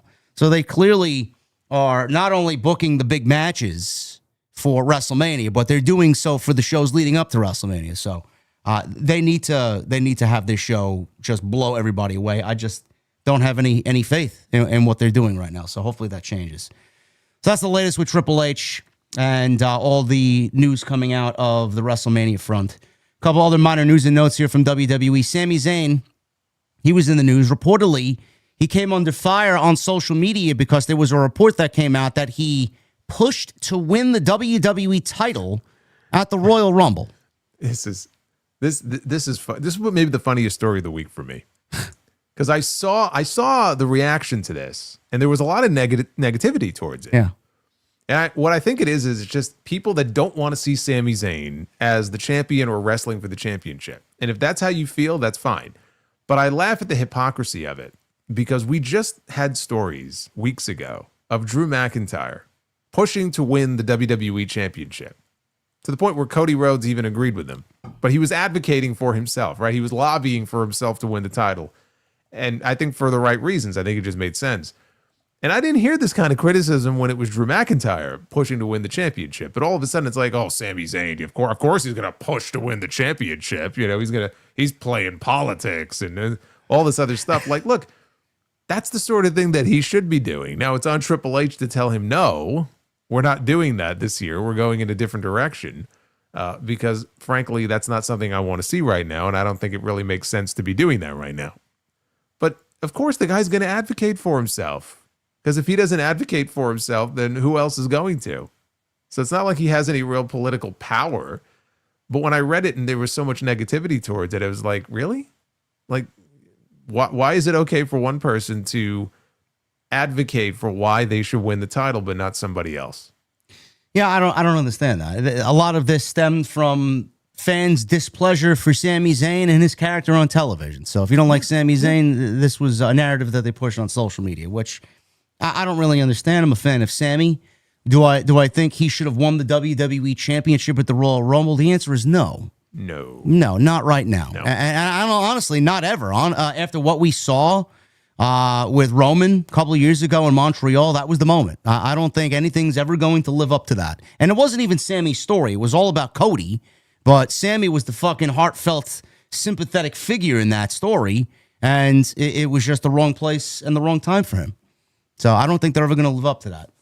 But Sami, I'm sure he was feeling the emotional high of the Rumble being in Saudi Arabia, and he felt like this could be his moment. Maybe he felt like this could be his moment, and there may not be another moment for him. I don't know.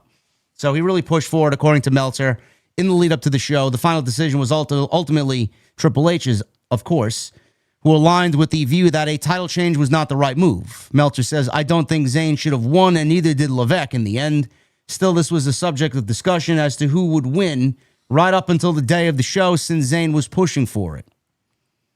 I mean, and even that, like, it should not have even been a discussion up until the day of the show. Why was it even a discussion? I mean, it's fine if he wants to push for it and lobby for it, but the answer was no. Like that just would have been the timing is not right for that. And like I know you just said, it'll never be right. I don't want to say it'll never be right, because with the right story, you could always tell that story. It's just whether it works or not remains to be seen. Who knows? But I didn't really understand why it was still a topic of conversation and was even being debated up until the day of the show. That kind of scares me a little bit because that just would have been a terrible decision. I don't know if it was a or heatless not. match too. Of course it was. He beat Dragunov in a eliminator match, and then he went to a fatal four-way, and he won the right to wrestle McIntyre in the span of 2 weeks. Does that constitute as a title change to you guys? I don't think so. No. So. I mean, look, it was Drew's first defense. He just beat Cody. Yes, let's have him lose as soon as he wins the championship. The whole point is to make Drew McIntyre look good, not make him look bad. Yeah, make him look 10 times worse. Like, you can't. The guy who lost to him 11 times is going to beat him in his first title defense. I mean, that would have been awful. That would have been absolutely terrible. We may be looking back at this come next year when we get into the Rumble with WrestleMania being in Saudi, and Sami may be in discussion then. We don't know, so we'll wait and see. But Sami's got bigger things to worry about. Where does he fit on the WrestleMania card? I'm sure he's not going to fit into a world title program. But what does he do? Where does he slot into that mix? I don't know. So I know you said last week you don't even care at this point, but I feel bad that he might not even have a spot on the WrestleMania card. Well, I mean, I feel bad, but right now, I mean, there's really no obvious spot for him. You know, for him, it's been going after the world championship. He failed. And then on Friday, he looked like he was the most depressed man in the world. there's obviously a decent chance he'll qualify for the Elimination Chamber, but he's not winning the Chamber. So we have to wait until after the Chamber, I guess, and see if they start some sort of new program. But I don't really see any obvious spot for him right now. Maybe they do Sami versus Trick Williams at WrestleMania. I'd rather see Trick Williams and Carmelo Hayes at WrestleMania. Me too. Sami, sorry, bro. You may be shit out of luck there. So we'll see what happens with him. John Cena.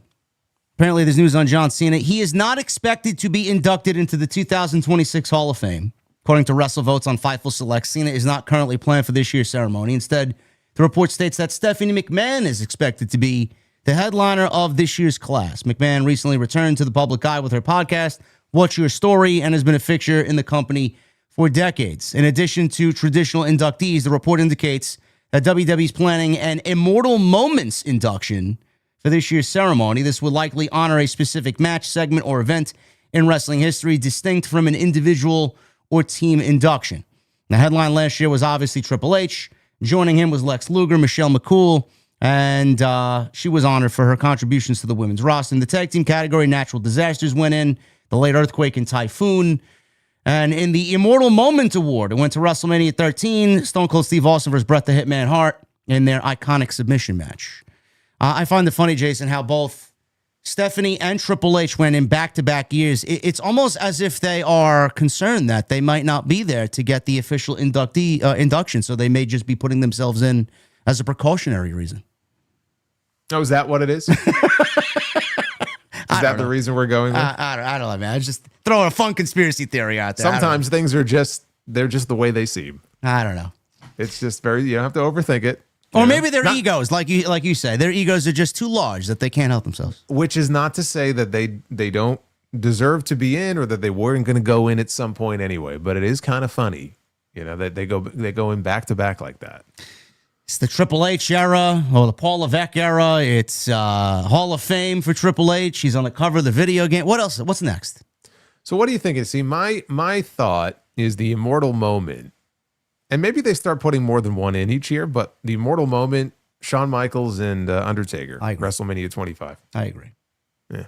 I say that because, not just because it's a great fucking match, I think that they would rather have people actually attending the ceremony. Like, obviously, Hogan Andre should be in and will probably go in, right? But they're both dead. So it's not like they can have Hogan and Andre there at the ceremony.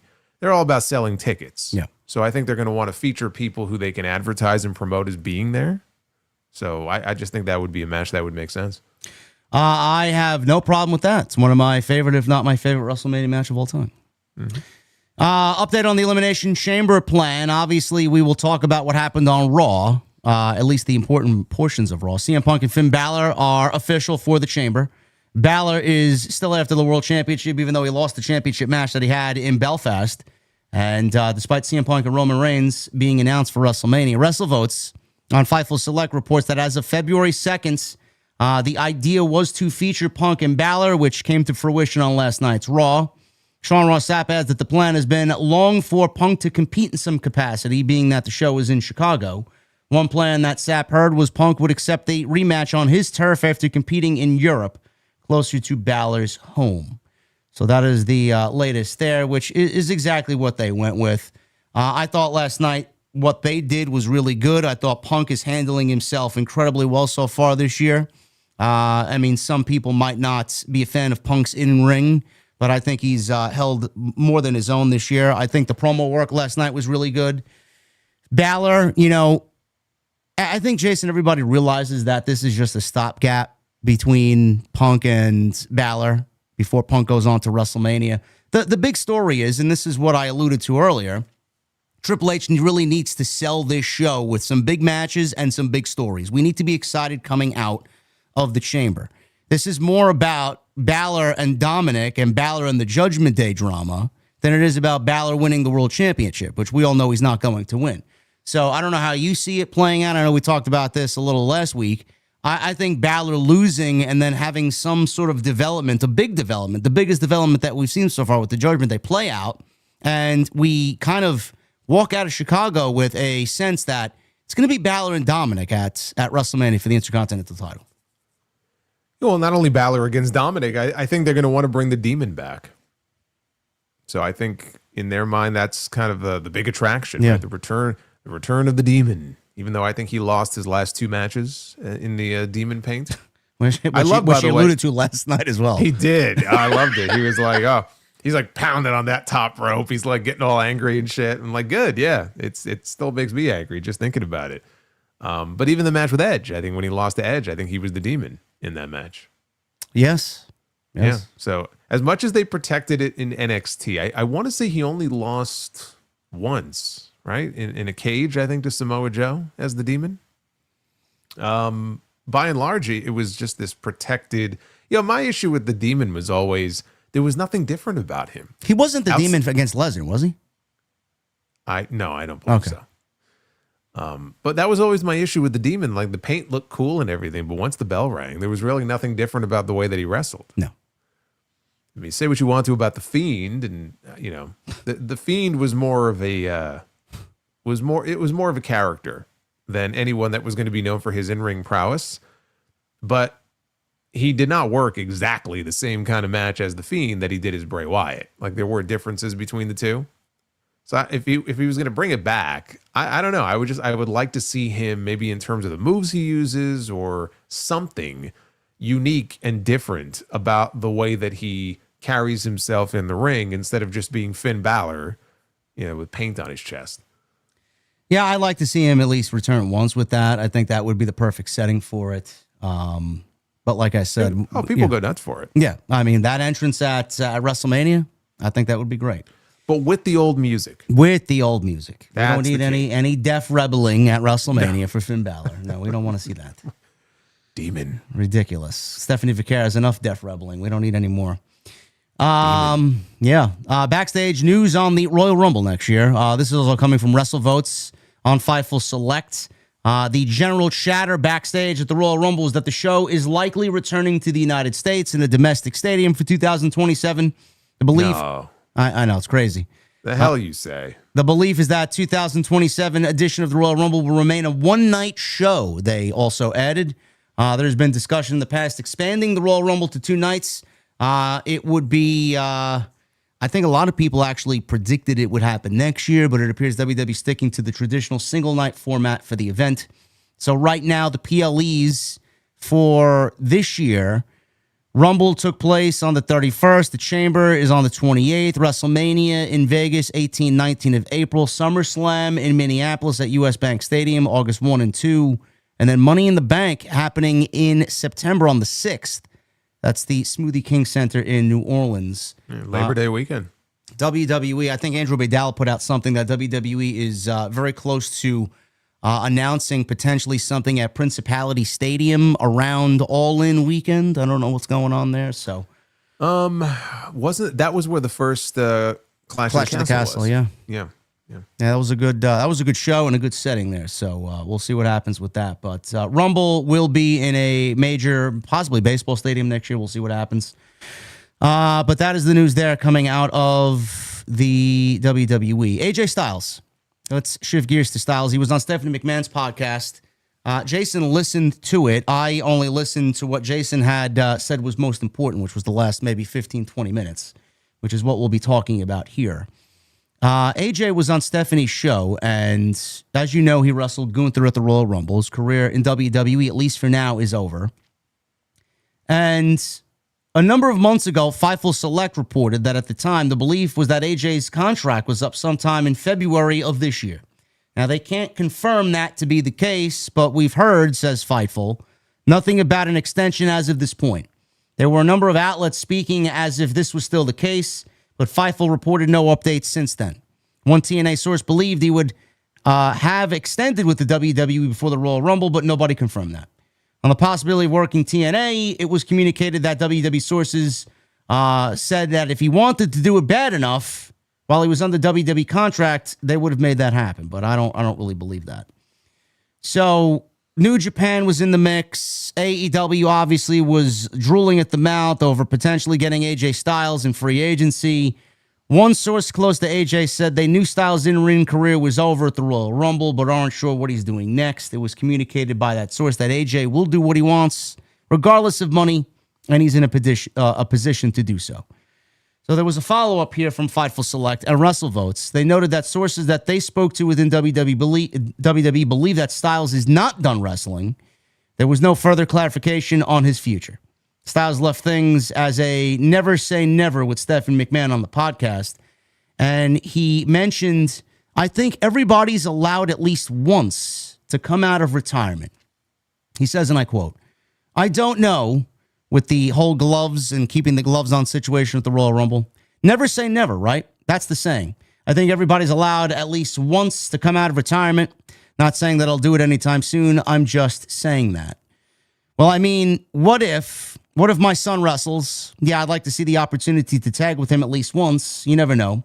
There'll be a time where the gloves will never go back on, and it may be now, but we'll see. My second oldest, I'm working with him now, so he's in it.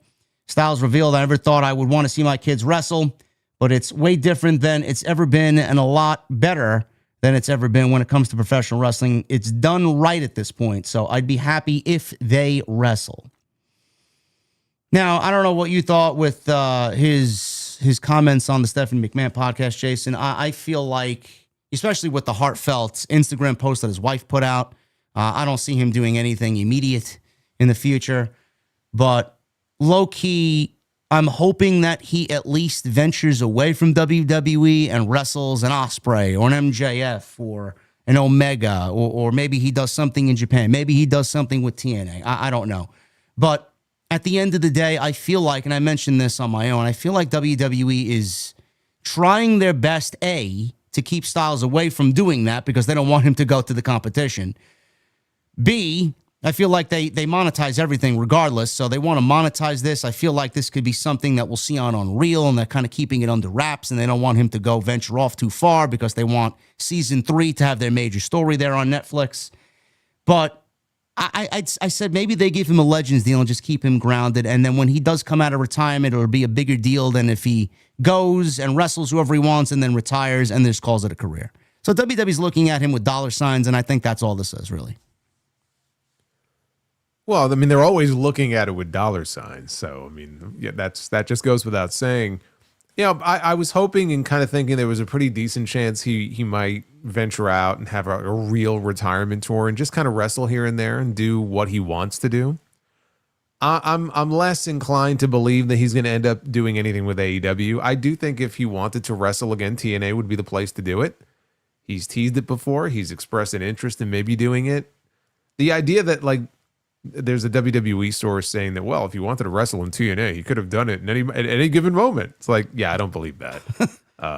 Did he flat out come out last year and make comments to the effect of like, well, it's really not up to me. Like, it's we'll talk about that later, guys, because they were chanting like one more match. Yeah, so like I don't believe that, because if he really wanted to do it, then it would have happened. And I think he does, or did want to do it, and it just didn't happen for whatever reason.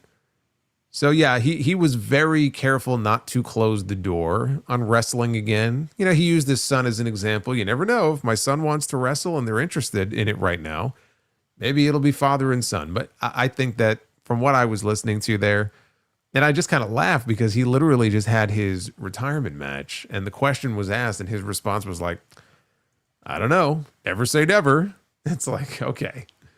So he's leaving the door open more than just a crack. I saw PW Insider had an update that indicated that he and WWE are having active conversations and discussions about what the future might be. Whether or not there's some sort of special deal for him to sign.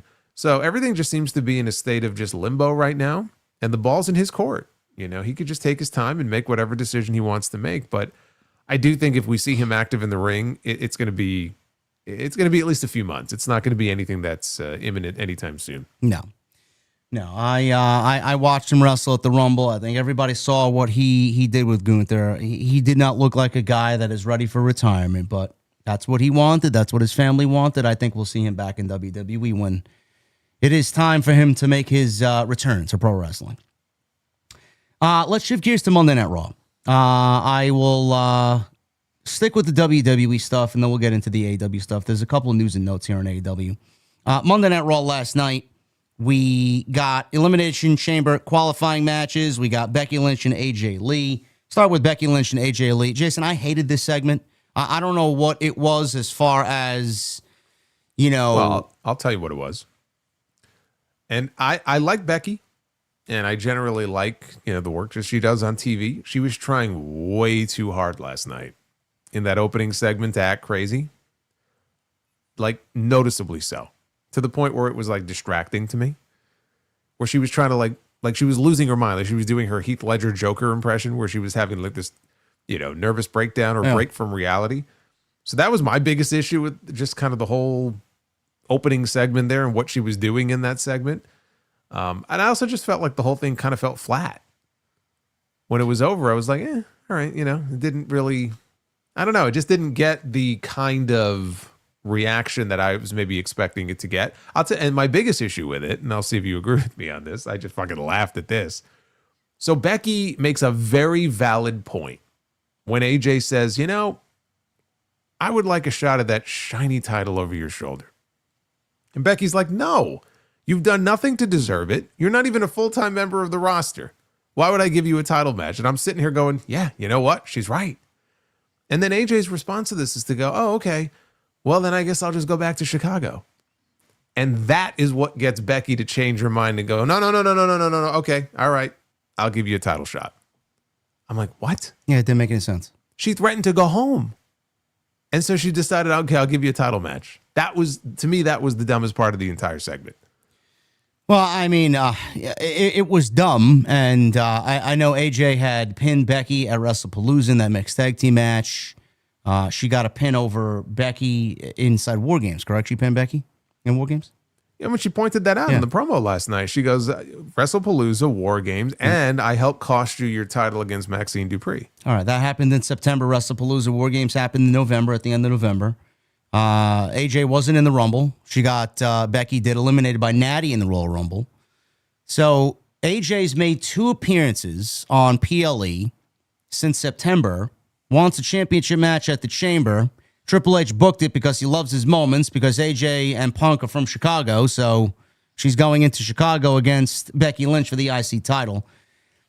Are we looking at a series of matches here? Becky wins at Elimination Chamber with AJ winning the match at WrestleMania. I don't know how that's going to work out, because we'll be right back in the same boat talking about part-time champions for a title that doesn't need a part-time champion. Well, are we going to have a multi-match series? The answer is yes. And I think it'll make more sense after the Elimination Chamber. What I was talking about last night was the idea that they've kind of gotten away from this story, the issues that Becky was having with Jessica Carr. Yeah. And so I suspect that Jessica will end up being the referee for that match, and that she will end up being kind of roped into this finish in some way, whether Becky tries to get herself disqualified or I don't know, some kind of controversy. I don't see Becky.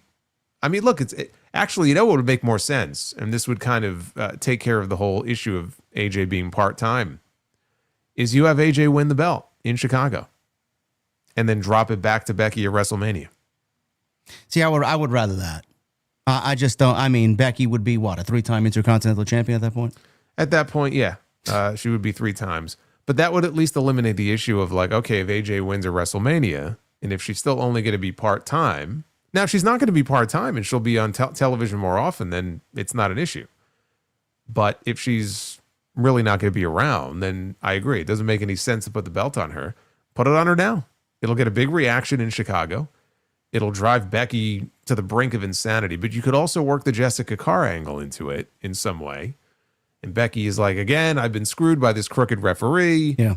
And then when they rematch at WrestleMania, you just put the belt back on Becky. Because Becky will be there, AJ won't be. Yeah, maybe they'll run a special ref angle or something. Yeah. Could be. I like that. No more part-time champions. I am completely against that. Tag team championships on the line. We got major problems in the division because the Usos basically beat half of the division last night. And that was Otis and Tozawa. Well, I mean, after the War Raiders were basically destroyed last week on the show, I mean, who's left realistically in that tag team division? We're left with the Americanos and the Creeds. And Alpha Academy. And they lost. Yeah, and they lost, yeah. So the Usos, very much an off night. They did not wrestle their best match. Otis and Tozawa have been getting some nice traction coming out of last night's match. I thought they did fairly well. Went about 10 minutes with the Usos retaining. Everybody is wondering what the Usos now do going into Mania. Jimmy mentioned that Jay should enter for the Chamber and have a qualifying match, win the Chamber, go to WrestleMania, win the World Championship. I don't know what drugs he's on. Nobody wants to see that. So it makes me think, because we've been kind of alluding that Jimmy may need to be home with Naomi as she gives birth. So we don't know if the Usos are going to be available for WrestleMania. I hope they will be. I don't see why they wouldn't be. Which is right now, in the interim, Jay going to the Chamber and gets a spot there, which I am completely against, because you're just taking a spot away from somebody else more deserving while he's the tag team champion. Worry about that. Secondly, I know we mentioned the Lucha Brothers, Jason, and maybe that could be a dream match at Mania. The Hardys have put something out about them and the Usos, or maybe including the New Day.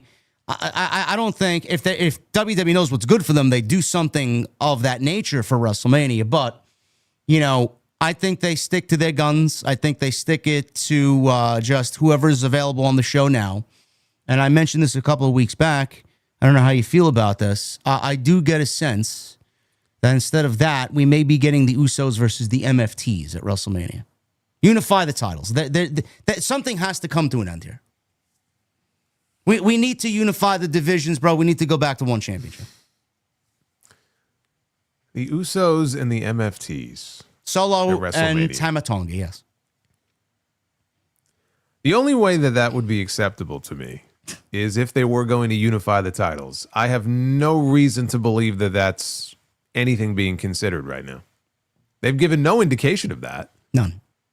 It would almost be an admission of failure if they did that. But we're critiquing the negatives of the show, and that is one way to alleviate the tag team division. Sure, but is that a WrestleMania match people would actually want to see? Well, it's the Bloodline. Yes, I understand that, but I'm asking, is that a match that anybody would want to see?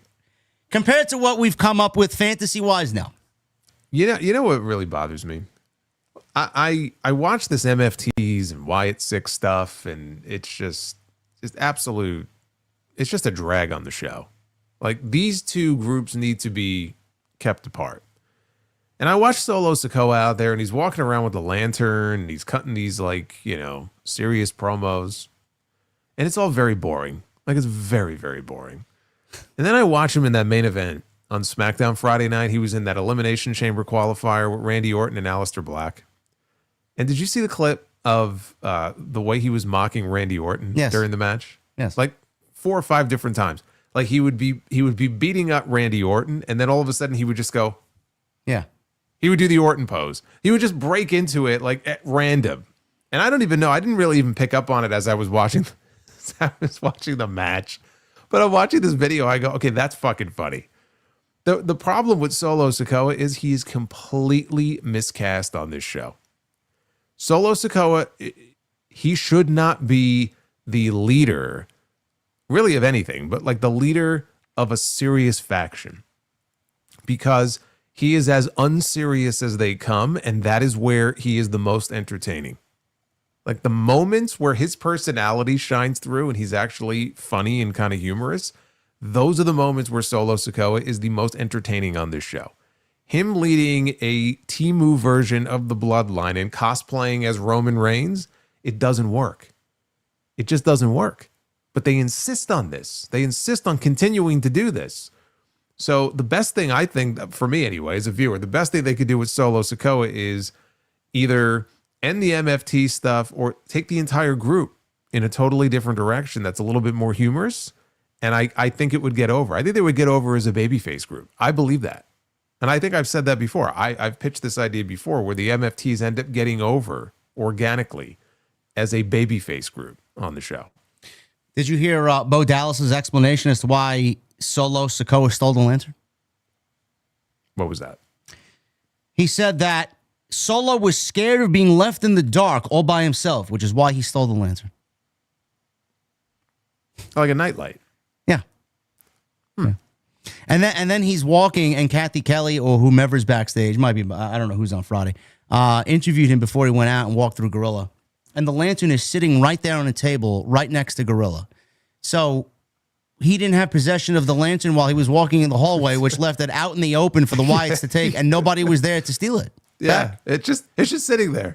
Like they could just grab the lantern and get it back. It's just sitting there the entire time. I don't know if it's an oversight. Maybe Bruce forgot where the lantern was that night. I don't know. Care because they don't care.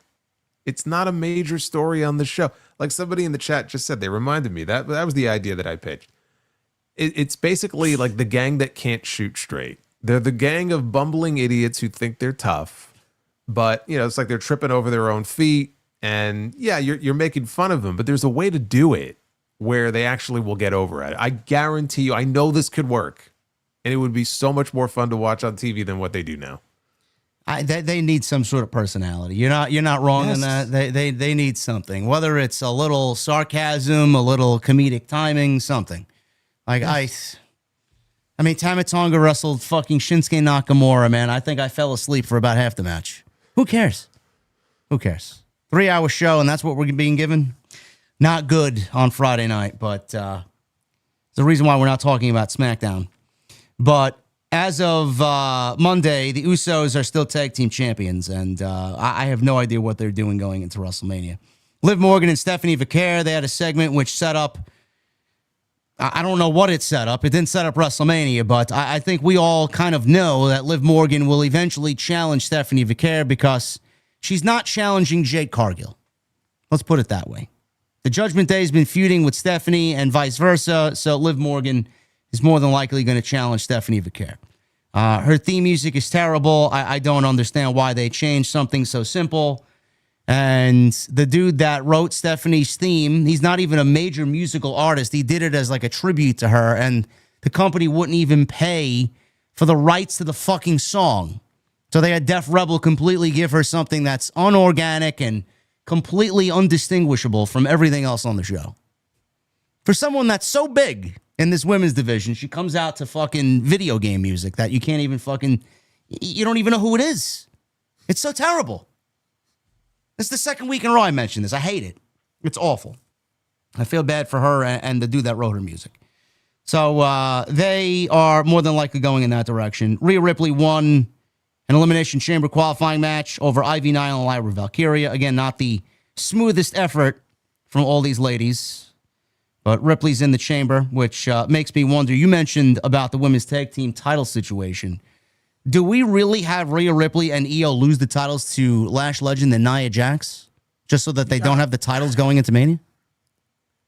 I probably would if that's what it takes to get the titles off of them. I mean, I thought that they could do. I would rather it be Bayley and Lyra, but if it's Nia and Lash, because Rhea's in, and that means Io's probably getting in, so they're not defending the titles at Elimination Chamber.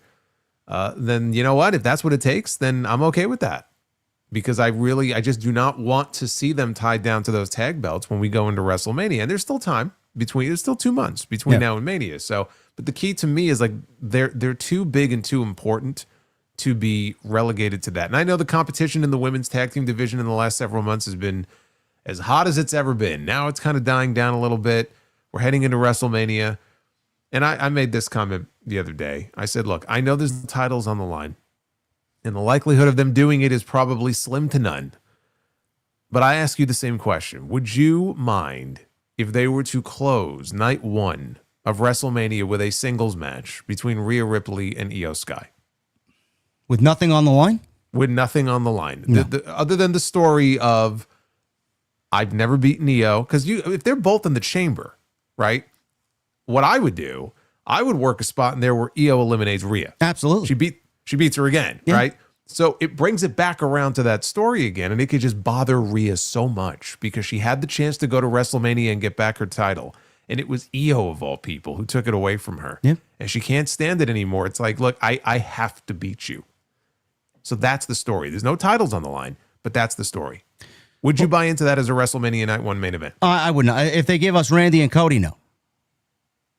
No, I have. If they don't give us Randy and Cody, if it's anything other than Randy and Cody, if you're asking if it's Cody, Fatu, and McIntyre in a triple threat match in the main event, and Rhea and Io, I would take Rhea and Io to main event. But it's just the more intriguing match. I think it would actually be the hotter match too.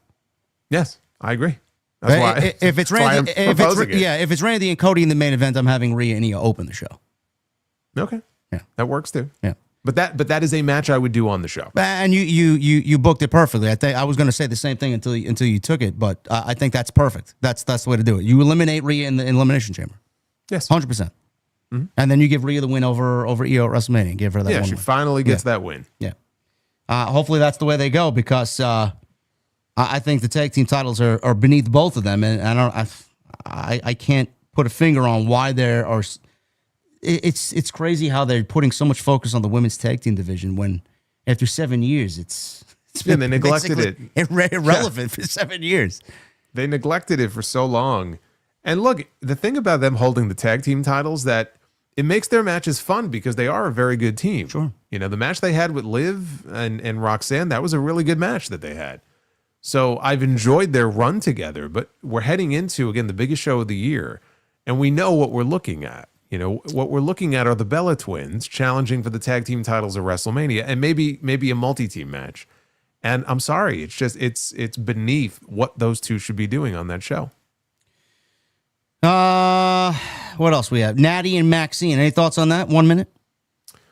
I mean, it was more an angle than a match. I like this new look. I mean, Natty has adopted this, the shooter gimmick that she was doing on the independent scene.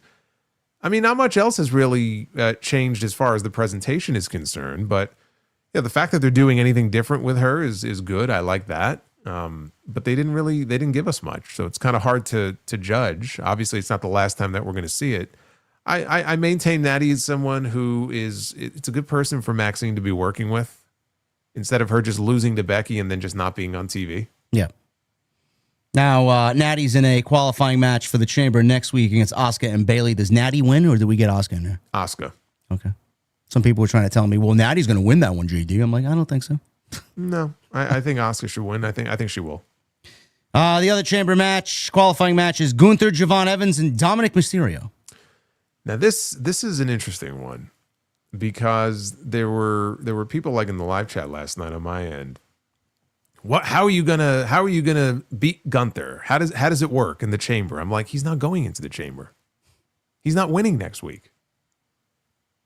You cannot have Gunther go to the Elimination Chamber unless he's winning it.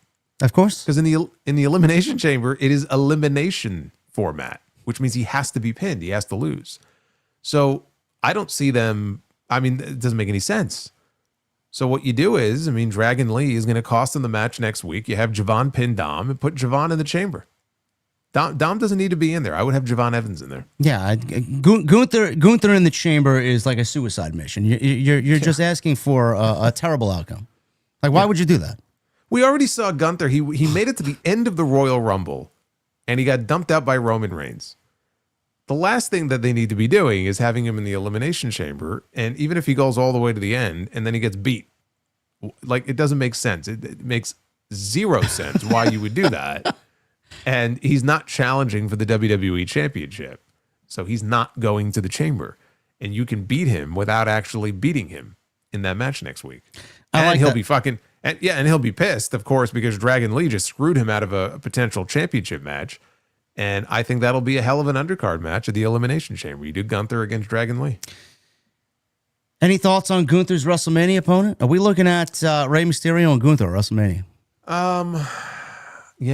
I can't say that there's really anybody right now on the roster as far as an opponent for him on that show that really excites me. No. There's no obvious, like, oh, this is the the closest thing would be Brock Lesnar, but I think Brock Lesnar and Obafemi is the way to go. One guy told me last night in my live chat, Gunther's going to win the Chamber and then challenge Drew McIntyre for the WWE Championship. So you want a heel versus heel match for the WrestleMania main event on night one. That's going to go over like a fucking fart in church, man. What are you kidding? Are you kidding me? Yeah, that's not a great idea. They need to sell tickets to the show, guys. It's not the way to do it. No, yeah, I him against who? Who is that name? People were telling me Randy Orton. I mentioned that last week. Career killer versus legend killer. So Randy beats him? No. Because wouldn't the story there be, I'm going to retire you the way I've retired? I'm going to get you to put your career on the line the way that I got those guys? Well, you mentioned it last week. The career killer thing is very stupid. Like, how many careers can he actually retire in this year that you're labeling him a career killer? Yes. So we're not putting his career on the line, and we're doing career killer against legend killer. And so I guess Gunther just beats Randy Orton the way he beat him the last time they wrestled? Is that the idea? I'd rather it be Rey Mysterio and you just do Randy and Cody. Honestly, I won't even mix them up. They're not even on the same brand. I was just coming up with a fantasy thing how to get the best matches you can. Even Rey Mysterio, like Rey Mysterio against Gunther, is that a match that like screams, "Oh, WrestleMania"? Not really. I mean, this is the problem now. Like, they are now in a situation where you have this guy who's been booked like a world beater, and he's going around talking about, "I retired Bill Goldberg, I retired John Cena, I retired AJ Styles." You get to a point where, like, where do you go from here? You want to keep climbing where it's like get bigger and bigger and bigger in terms of the names that you match him up with, but you're very limited in your options unless you go with Brock Lesnar.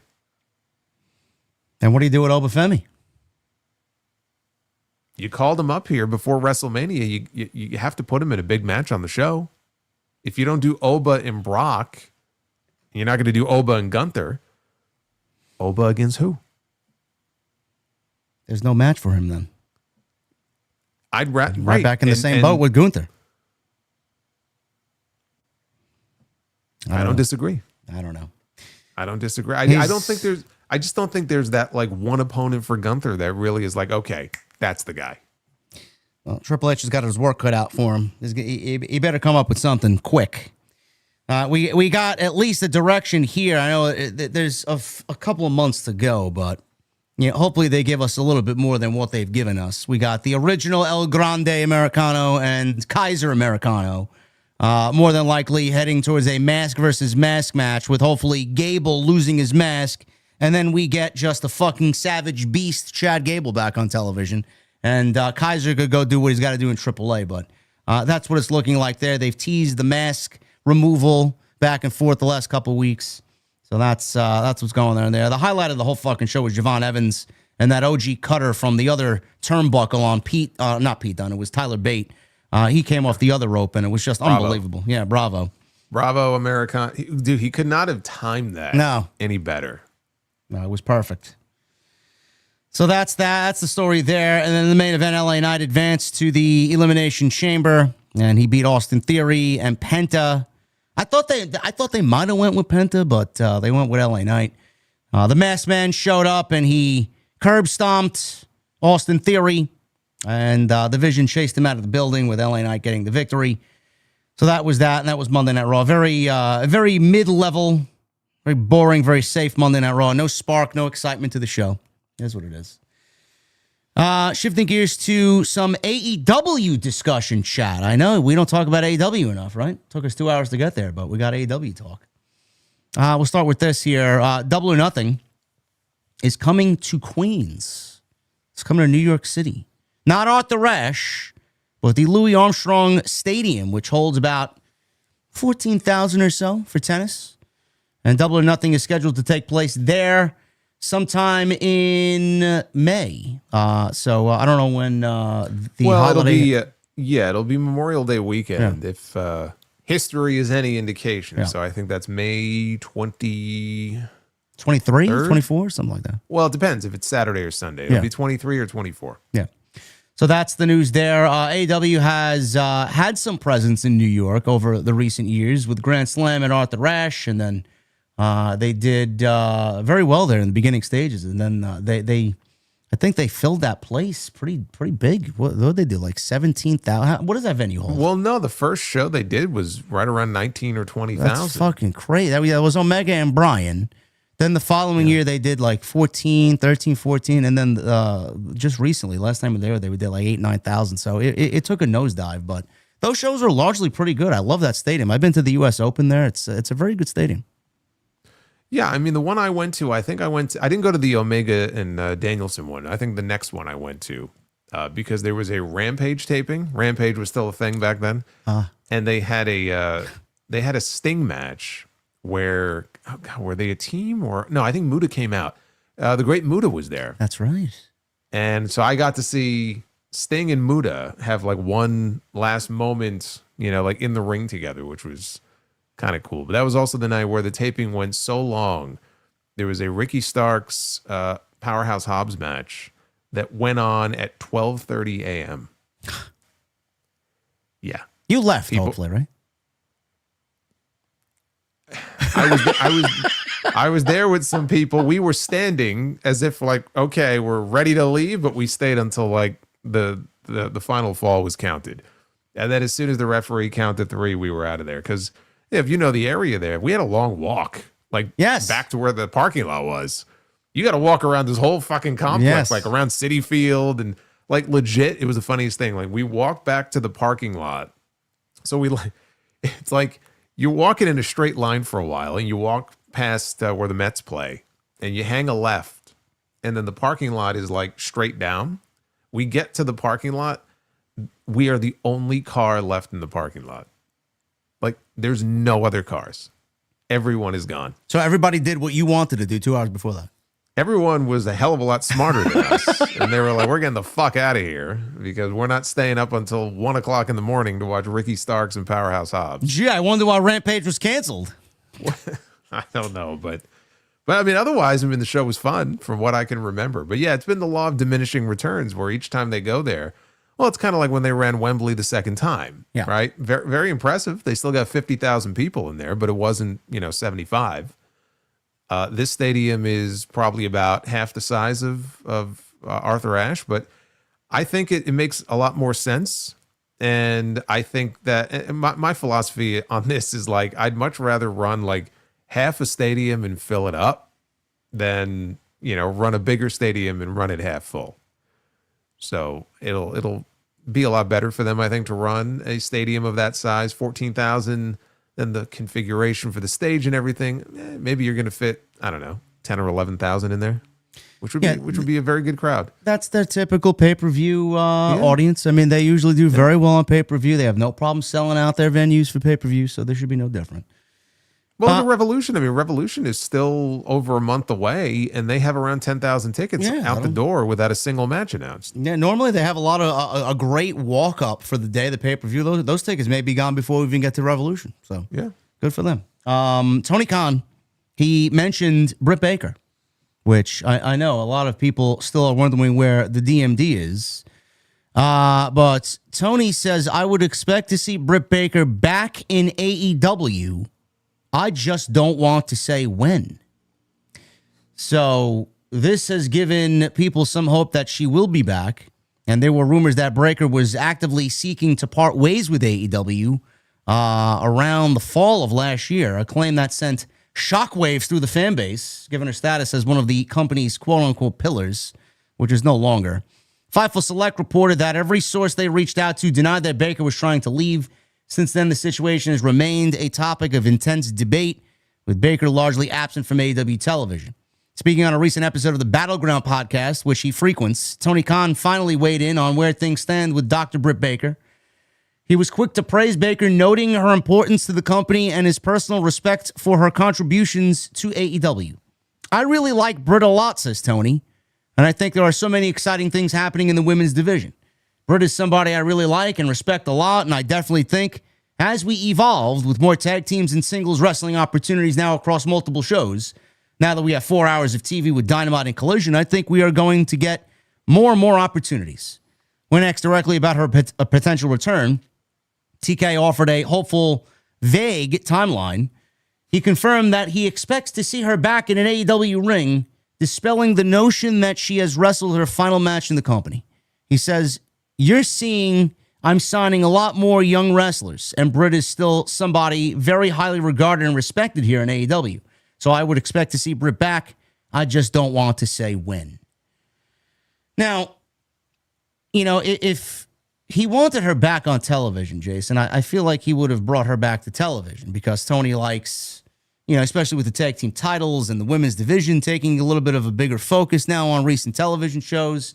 I feel like she would have been back, but I floated this idea to Jesse on Wednesday, and I don't know how you feel about it, but Mercedes cut a very good promo in front of a mirror where she looked into the mirror. I thought this was excellently shot. She looked back and says, when I come back, I want to see this division last without me. But when I come back, I'm taking more than just titles. Now, I floated the idea that I feel like Mercedes is going to come back with some sort of group or stable around her. And I said, maybe Britt's a part of that whole aspect where Mercedes is going to come back and maybe she slides right into that. What do you think of that? And how do you see Britt Baker coming back if Tony really does feel she's going to be back in AEW? I think we'll see Britt Baker back when we see Camille back in AEW. That's what I think. Okay, that answers that question. Read from that what you will. All right. I mean, how long are we going to play these games for? Like, I mean, I don't know. She'll be back at some point, you know. Okay, well, she'll be back when Camille is back. So I'm not going to hold my breath on that. I am not opposed to the idea of Mercedes coming back with a group. I mean, I think I talked about that previously, where a few years ago, she had expressed an interest in maybe working with the Renegade Twins. Yeah. So there was a point last year, a few months ago, where I thought maybe we might see that. I think they popped up on TV, but they didn't do it. I think for her, it would actually make a lot of sense for her to have some people that, you know, are she leads her own group and they're very, you know, subservient to her, whether it's the Renegade Twins or somebody else. Her and Britt Baker, I just think those are two personalities that as part of a group, it would be a clash. Yeah, it would be a struggle for them to coexist. Yes. So I don't see that working. All right, we'll see. He says that she'll be back, but fans think otherwise. StreamYard showed up just in case you haven't seen it. All right. Your countdown to doom is. It was weird. Like when it pops up for you, it doesn't pop up on my end. So it's kind of a guessing game when it actually when I get the 2-minute countdown. Oh, it usually takes like another 20 minutes or so. Really? Yeah. Okay, well. Like when you see it, I don't. I mean, I see it on the screen, but I don't see it like in my StreamYard. So I have to like keep an eye out here. Yeah, I don't know. I don't know why this is a thing, but apparently it is. So, continuing on with the AEW stuff, Revolution coming up in Los Angeles, one of their biggest shows of the year. They may be without one of their biggest stars, if not their biggest star right now, Kenny Omega. So, according to a report from Dave Meltzer on the Observer Radio, Omega could be missing Revolution due to a scheduling conflict. Omega is scheduled to be in Tokyo during the same weekend as Revolution. Omega had previously announced his participation in an event last September. He is set to attend the Capcom Cup number 12, an esports tournament featuring 48 players competing in Street Fighter 6 for a grand prize of $1 million. See, I think you should be competing in that tournament. I don't play Street Fighter, though. Yeah, but still, you've got those gaming skills, right? You've played several games. You don't think you would be good in Street Fighter 6? Against these guys, man, these guys are fucking juiced up to the gills. It's fucking $1 million on the line. I'm going to learn. I could learn if I wanted to. I mean, I'm going to be brushing up on my skills here for $1 million. Well, he's competing in that. Scheduling clash arises from dates of the two events. The Capcom Cup runs for 5 days, spanning March 11th through March 15th. Omega is officially confirmed for meet and greet sessions on Wednesday, Thursday, and Friday of that week.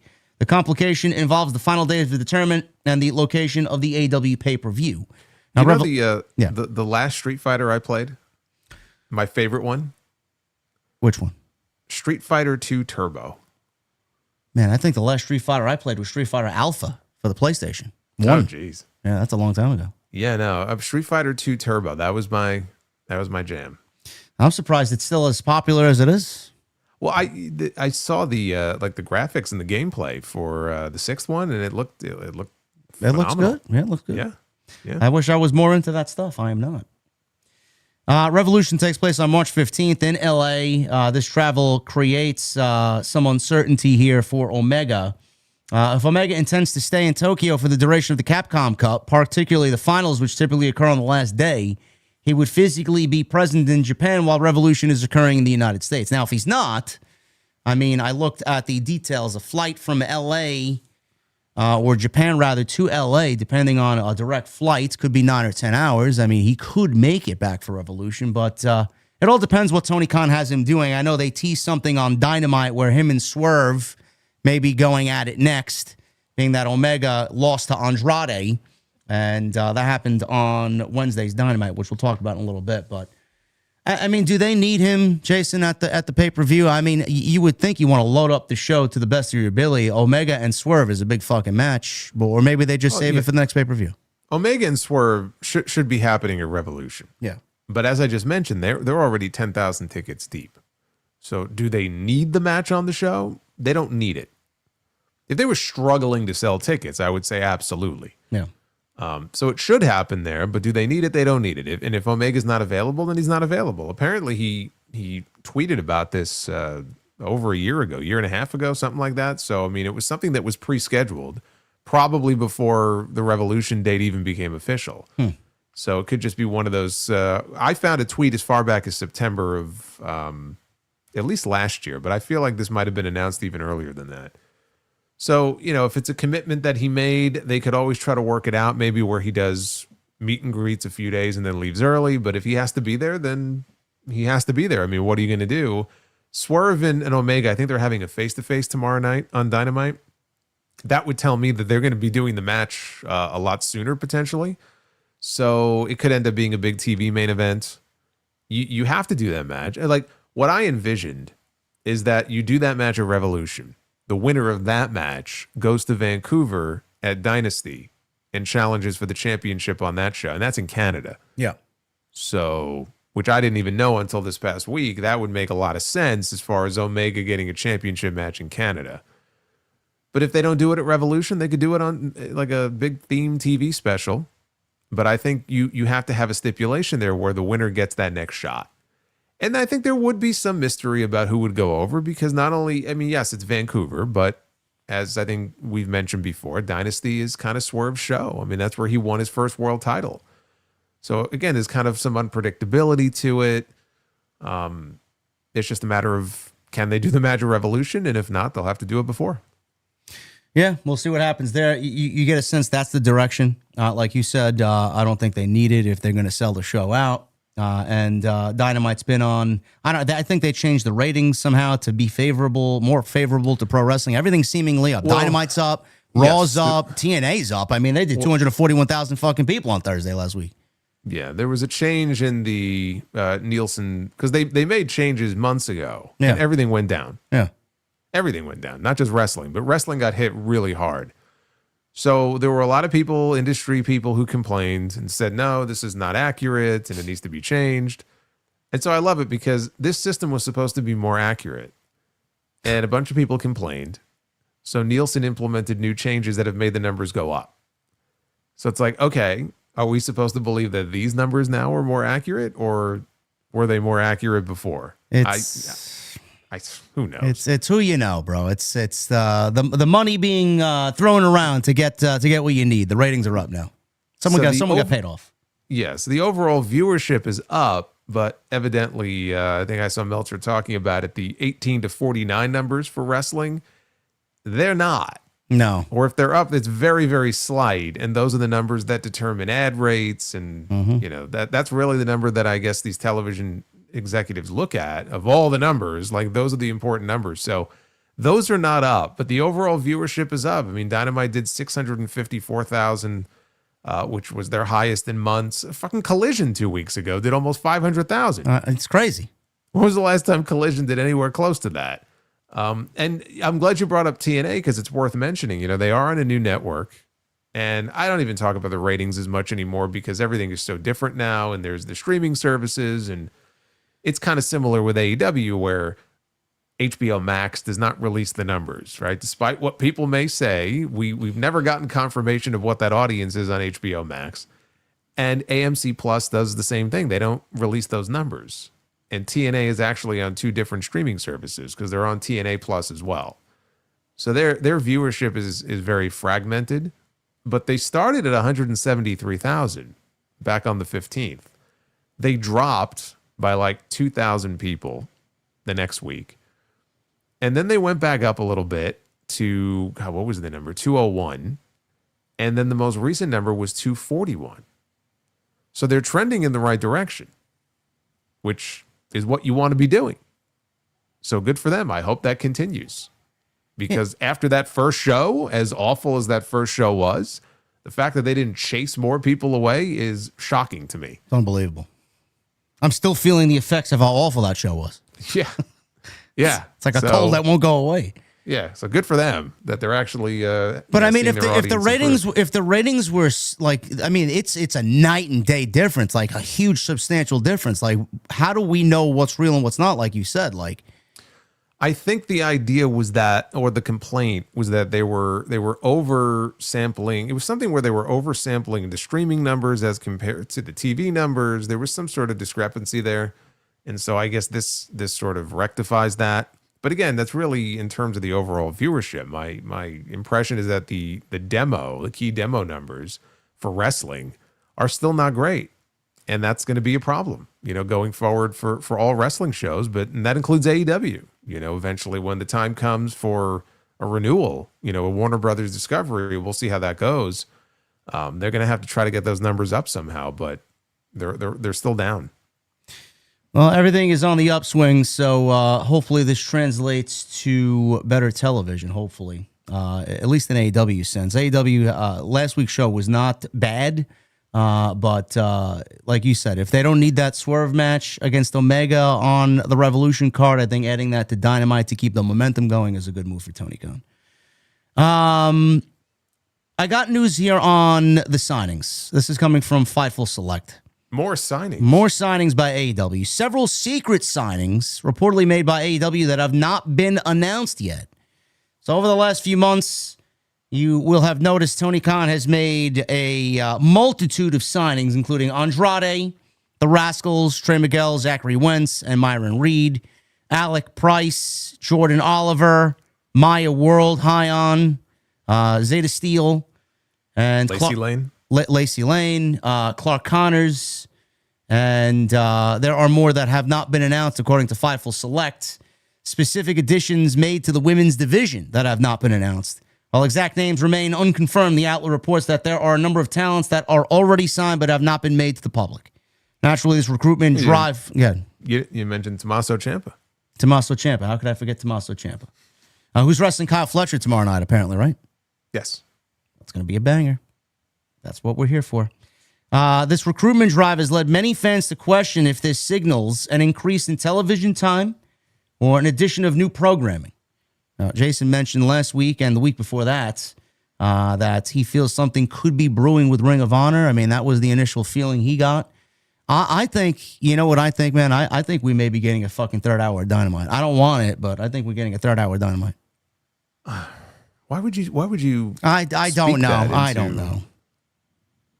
I'm not saying it's impossible because remember they had several occasions where they had Collision run immediately after Dynamite, and it just felt to me like they were, and there may have been reasons that particular week where Collision was bumped out of its normal time slot, but it felt to me like they were experimenting to see how it does. Yes. So I'm not saying you're definitely wrong. I'm just saying I hope you're wrong because I don't like 3 hours of SmackDown, and we don't need 3 hours of Dynamite. No, and if we do get 3 hours of Dynamite, he can't book it like the last hour actually be a nothing hour of Collision. It needs to fit into the overall vibe of Dynamite. So I hope I'm wrong, too. We don't need a third hour of Dynamite. 2 hours is more than enough. There's only so much pro wrestling one could take during a 2 hour show, which normally they bombard you with so much pro wrestling in 2 hours. How much more do you need for 3 hours? I don't think we need it. So Sapp says that this move is described as an effort to freshen up the roster. Freshening up process also is necessitated by a significant number of departures. So they've had quite a few leave. The Righteous, Vincent and Dutch, they're with TNA. Matt Taven, Abaddon, Zach Knight, Layla Hirsch, Soraya, Ray Phoenix, Miro, Power, Asabs, Ricky Starks, Malachi, Mercedes Martinez, Alex Abrahantes, so on and so forth. So Tony is definitely, Chris Jericho is the latest rumor. So that would free up a huge portion of the payroll. So we don't really know what his vision is, but More signings have been added, and they have not been released to the public, which brings me to my next point.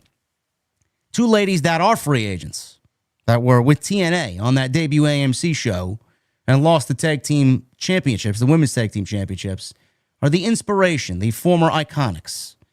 Now, the rumor is, Jason, that they may actually be coming into AEW. And I read a report today from, and please take it with a grain of salt, I read this from Ringside News. Whether they're reputable, they know something that we don't, remains to be seen. But they feel like with their sources that the Iconics could show up for the Australian Grand Slam show happening on Saturday. Now, I don't know how you feel about the tag team situation in AEW. In my personal opinion, I think adding the Inspiration to AEW's women's tag team division, you know, they call it a company where the best wrestle. I don't think that they fit into the overall vibe of this is where the best wrestle. I'll just say that. I don't have an issue with it. I mean, they have a women's tag team division now, and if they're talking about freshening up the roster, then they are a legitimate tag team, right? There aren't too many women's tag teams that we hear about that are free agents or that are, you know, kind of readily available on the independent scene right now, right? We hear about individual talents, and then they end up being put together with somebody else to form a tag team. It's rare that we hear about a women's tag team, though, that's available. So, I mean, I don't fault him. No one's going to mistake them as, you know, going out there and having, you know, 5-star bangers. I don't think that means that they can't contribute to the women's tag team division. And maybe even from an entertainment perspective, I mean, I feel like in WWE, they were played out more for comedy than they were in TNA. So it seems like maybe that wouldn't be something Tony would want to sign them to play up. But I don't know. I look at someone like Harley Cameron, who's very entertaining.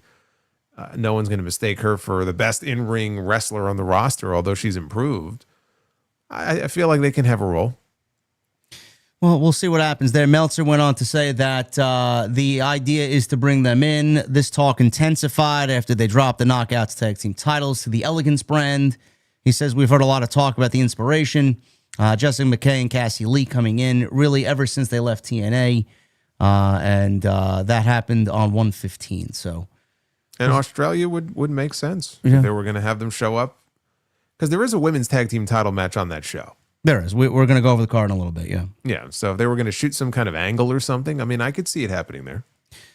And we'll keep an eye on that. So that's the latest there as far as the signings and who their next additions to the women's division could be. Before we get into Grand Slam and some Dynamite talk here, Ricochet was in the news. And Ricochet, he caused quite the stir on social media, getting into it with fans and name-dropping some in WWE that he's close with. He got into it with Jimmy Corderas, former WWE referee. It all stemmed from Ricochet's comments in regards to him getting called up to Monday Night Raw and a main roster call-up being the worst thing for his career. Now, he believes his 5 years on the main roster tarnished his wrestling legacy. Now, he's the current national champion. Ricochet made it quite clear that he prefers where he is right now and continues to do so, working with AEW. He appeared on the Mark Hoke show. This happened on February 3. Ricochet went a little bit more in depth while... What, did I pronounce that wrong? Hoke? I think it's Hoke. Oh. You called him Hoke. The Mark Hoke show. Sorry, yeah. Mark Hoke, if I mispronounced your last name. You're using it as a name or a descriptive term, man? This happened on February 3. He went a little bit more in depth talking about his WWE run. This is from 2019 to 2024. Ricochet said the version of him and his character we're getting in AEW now is the continuation of the Ricochet who was a favorite in Japan and on the independent scene. As for those 5 years after signing in 2018 and getting a brief run in NXT, Ricochet uses the MCU analogy to describe this. You've seen the Marvel movies, Thanos snaps his fingers, and there was 5 years, 5-year blip of people who were just gone. That 5 years was like being blipped away into a different universe. It just wasn't what I was doing. It wasn't me. Coming back to AEW and finding that love, it's like when Tony Stark finally defeated Thanos and all the people came back. That's how I feel. Ricochet finally came back to what he was doing, and I feel like that 5 years was just blipped away. Tony Stark died defeating Thanos, After the portion of the universe's population, the Mad Titan had snapped away, had already been returned by Bruce Banner.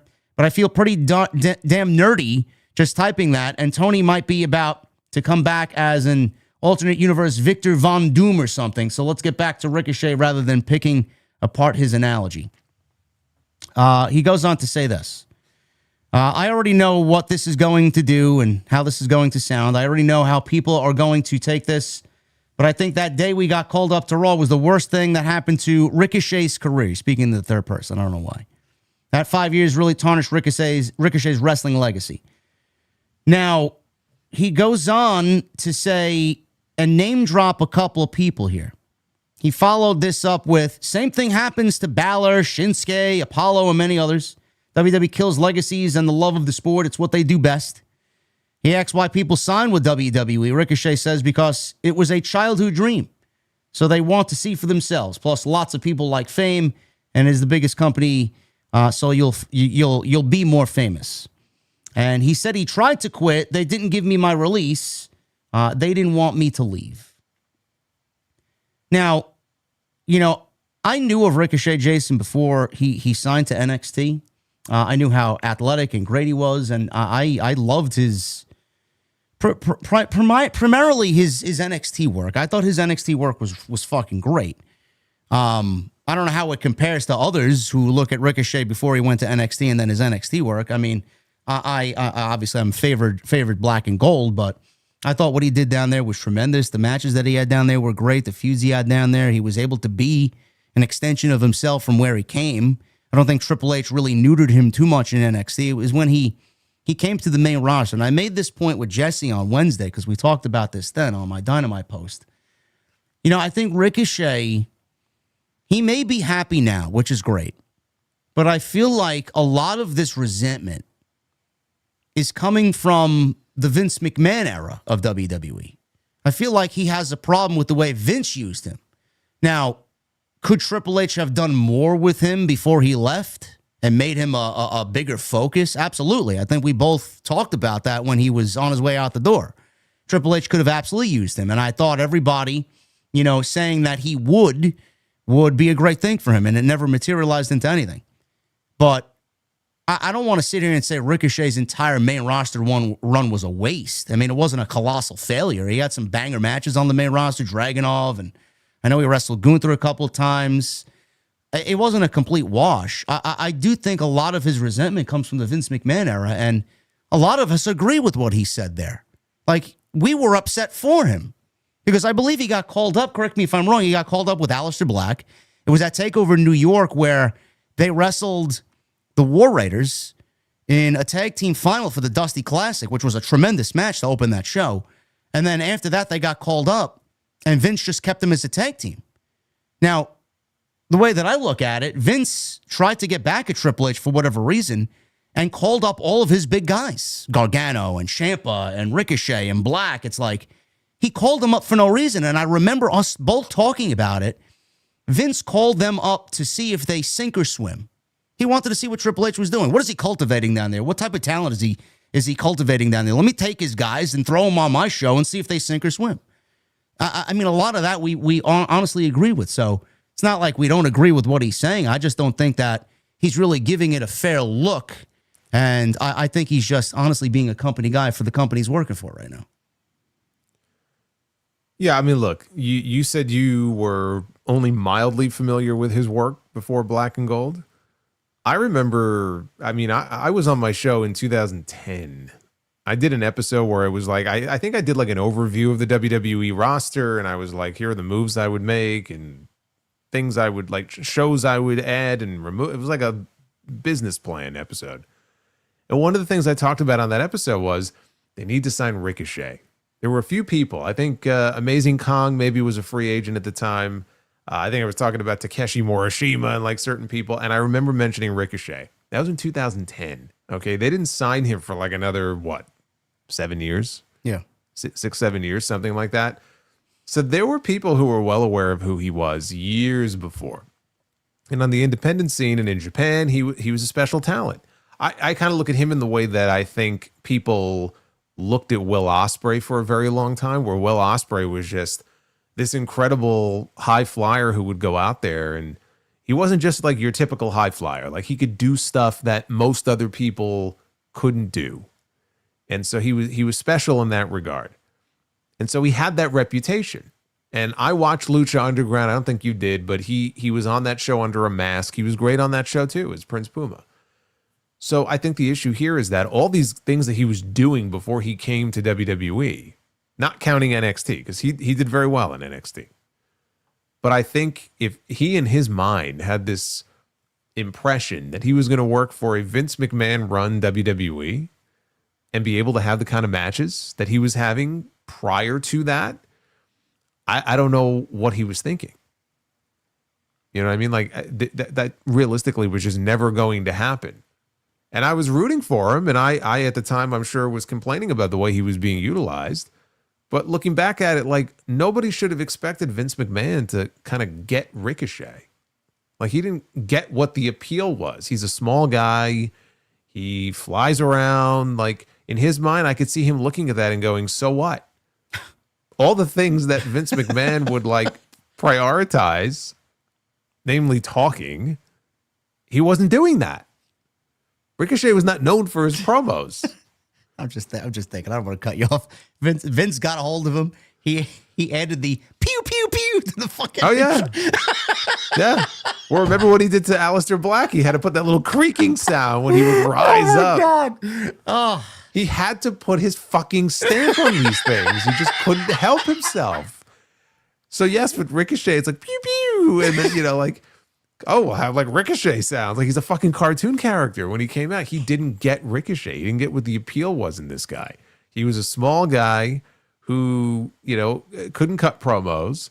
So we'll use him to help enhance the other talent on the show that I actually give a shit about. And so, of course, I can understand why he would be frustrated by that. And he would think, man, I feel like I wasted my time all these years in WWE. This legacy in his mind that he had built up for himself. People were wondering whatever happened to that guy. And I compared it when I talked about it on my end. I compared it to the Tommaso Ciampa thing. And one of the reasons why, actually the reason why he left WWE to go to AEW, because he was sick to his stomach seeing these comments online from people going, where's the Ciampa from 2018? What happened to that guy? That guy was awesome. Right? Goldie and everything he was doing when he was a heel. And he said it made him sick. Because he knows he's better now in every facet of wrestling. He is better now than he was in 2018. Nobody is ever going to know it if he stays in WWE. Because they extended an offer to him. He could have renewed. And you know where he would have been if he would have renewed. Yeah, face down like Johnny Gargano on an NXT crate. On top of an NXT crate. I wonder if there's any symbolism there. There's got to be. Yeah, so... He said, I can't. I'm going to go absolutely nuts if I have to go 4 more years of listening to these idiots on the internet saying that, boy, I'm a shell of what I used to be. So he left, and God bless him. He won the TNT championship. He's already having kick-ass matches in AEW, and I hope for the world for him because he's an incredible performer. Ricochet, he did point out on Twitter, he goes, for all the people that were coming at him and saying, well, you kept re-signing. It must not have been that bad if you kept re-signing. He claims he never re-signed. He signed one contract in 2019, which I guess if that's because he was already in NXT. So when he moved up to the main roster, he must have signed a new deal. And it was probably a 5-year deal because in 2024, right, he left. So he's like, I never re-signed. Good. But when he name drops these other people like Finn Balor and Shinsuke Nakamura, who absolutely have re-signed since they first came to the company because they have literally been there for a decade plus. They must not be that miserable if they keep signing new contracts. And you and I can talk about how, man, they should have done more with Balor. Man, they should have done more with Nakamura when he got called up. Well, guess what? He was also a victim of Vince McMahon. Because as soon as he was jobbing to Jinder Mahal on pay-per-view multiple times, that was it. He was never the same after that. I don't know that Triple H would have booked him the same way, but Triple H didn't have the book at the time. Vince McMahon did. But if Nakamura was that unhappy, guess what? He would have left a long time ago. He's still there. So it's like, okay, what as fans, when we look at that, what are we supposed to think? It must not be that bad. It obviously doesn't bother them all that much. Yeah, but who is he to speak for them?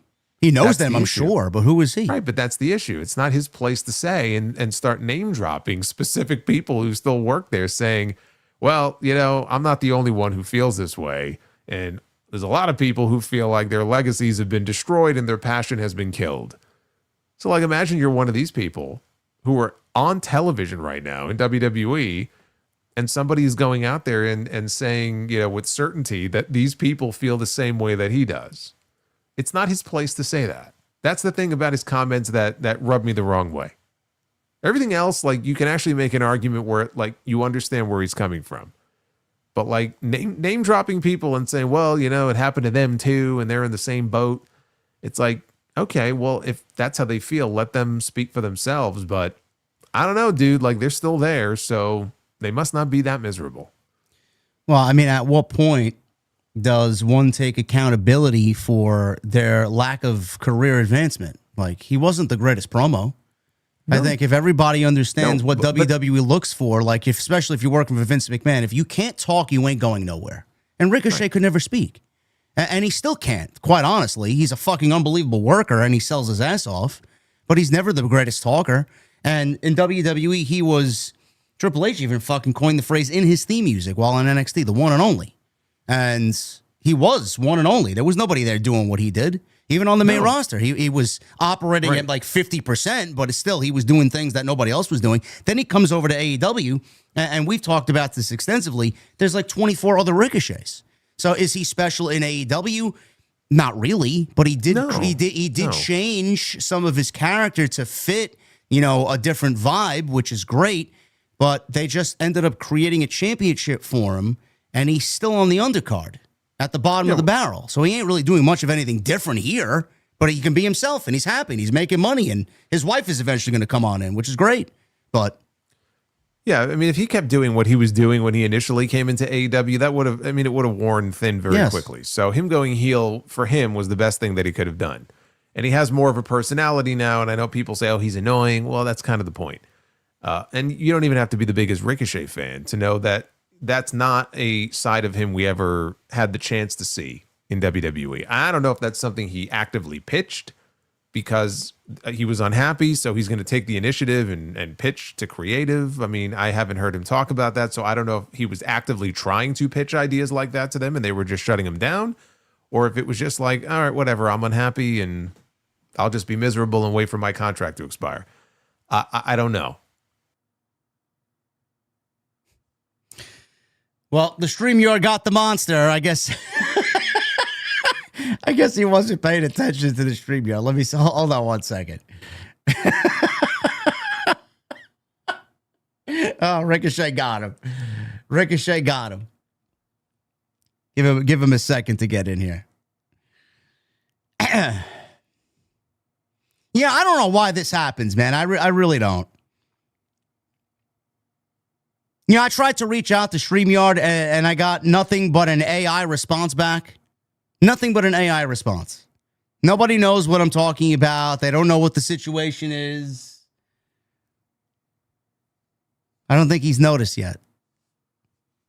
He did say that he gets it like 20 minutes later, which is ridiculous. I thought it pops up at the same time because I got mine about a half an hour ago. Still waiting for him to come back in. Anyway, before we do that, let me see what's going on here. We got 2,800 people in here. He's probably still going. He's probably still talking, and he doesn't even know he got cut. We got 2,800 people in here. We got over 900 likes. Thank you guys very much. Ricochet is DDoSing. Yes. The Gates of Agony got him. We got 900 likes. Super chats are still open. Make sure you guys get them on in. I'm surprised he hasn't figured out that he was cut yet. I'm genuinely surprised he hasn't figured out that he was cut yet. Or maybe it isn't a StreamYard thing. Maybe his internet just crapped out. I don't know. Let's throw some music on. I think this calls for a Red Skies, huh?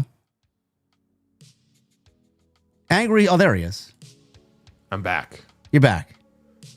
I told you, man, that thing pops up so much later, and unless I have my eye on it, I don't see it. That's ridiculous. I don't understand that. What was the last thing you heard me say? You were talking about Ricochet going heel, and it was the best move that he could make going to AEW. Yeah.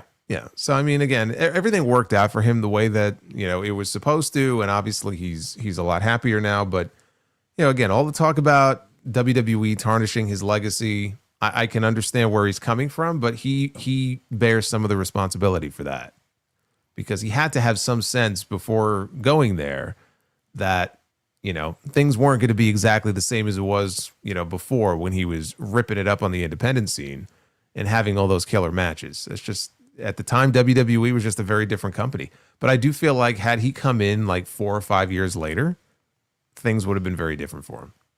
Yeah. So he did cause some stir on social media with that.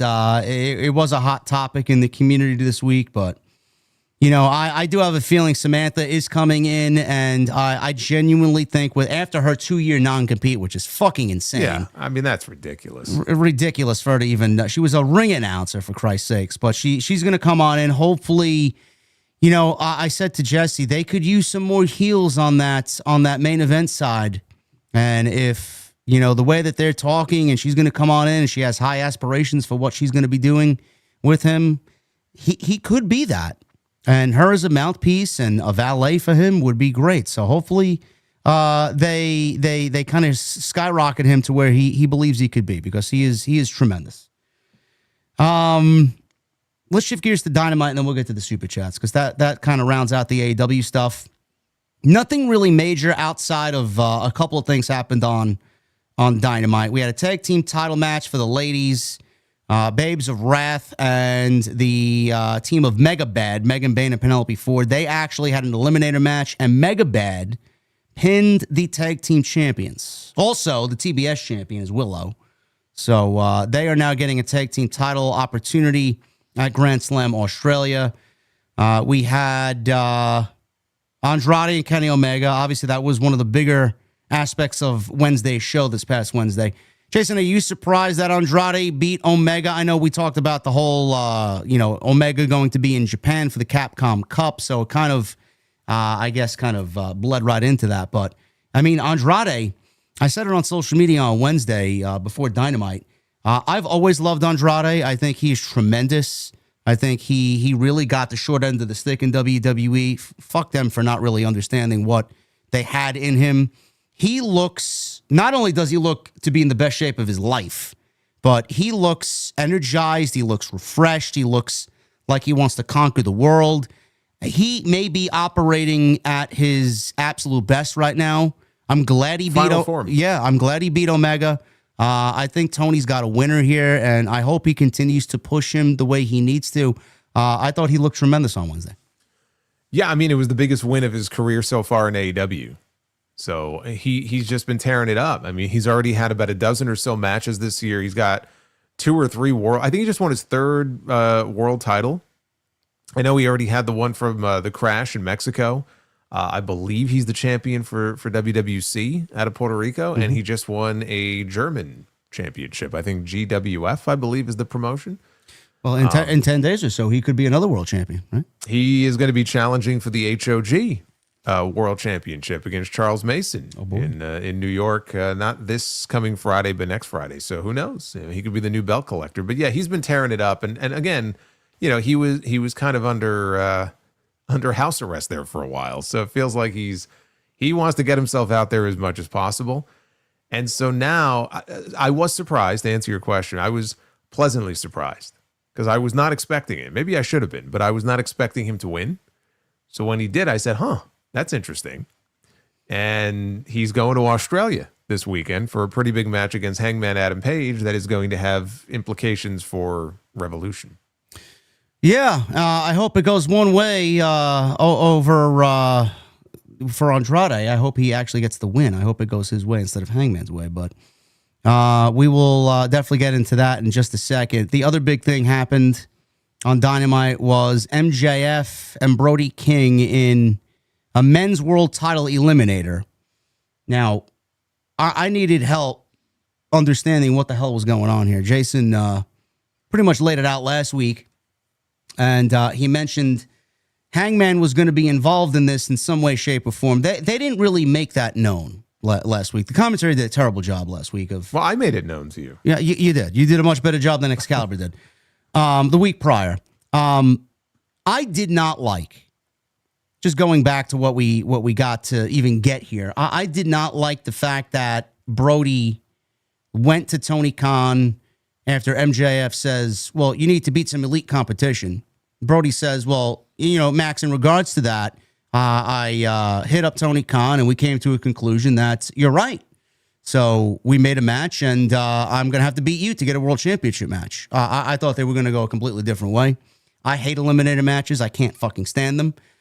So we got that decision made, in which it brings us to last week.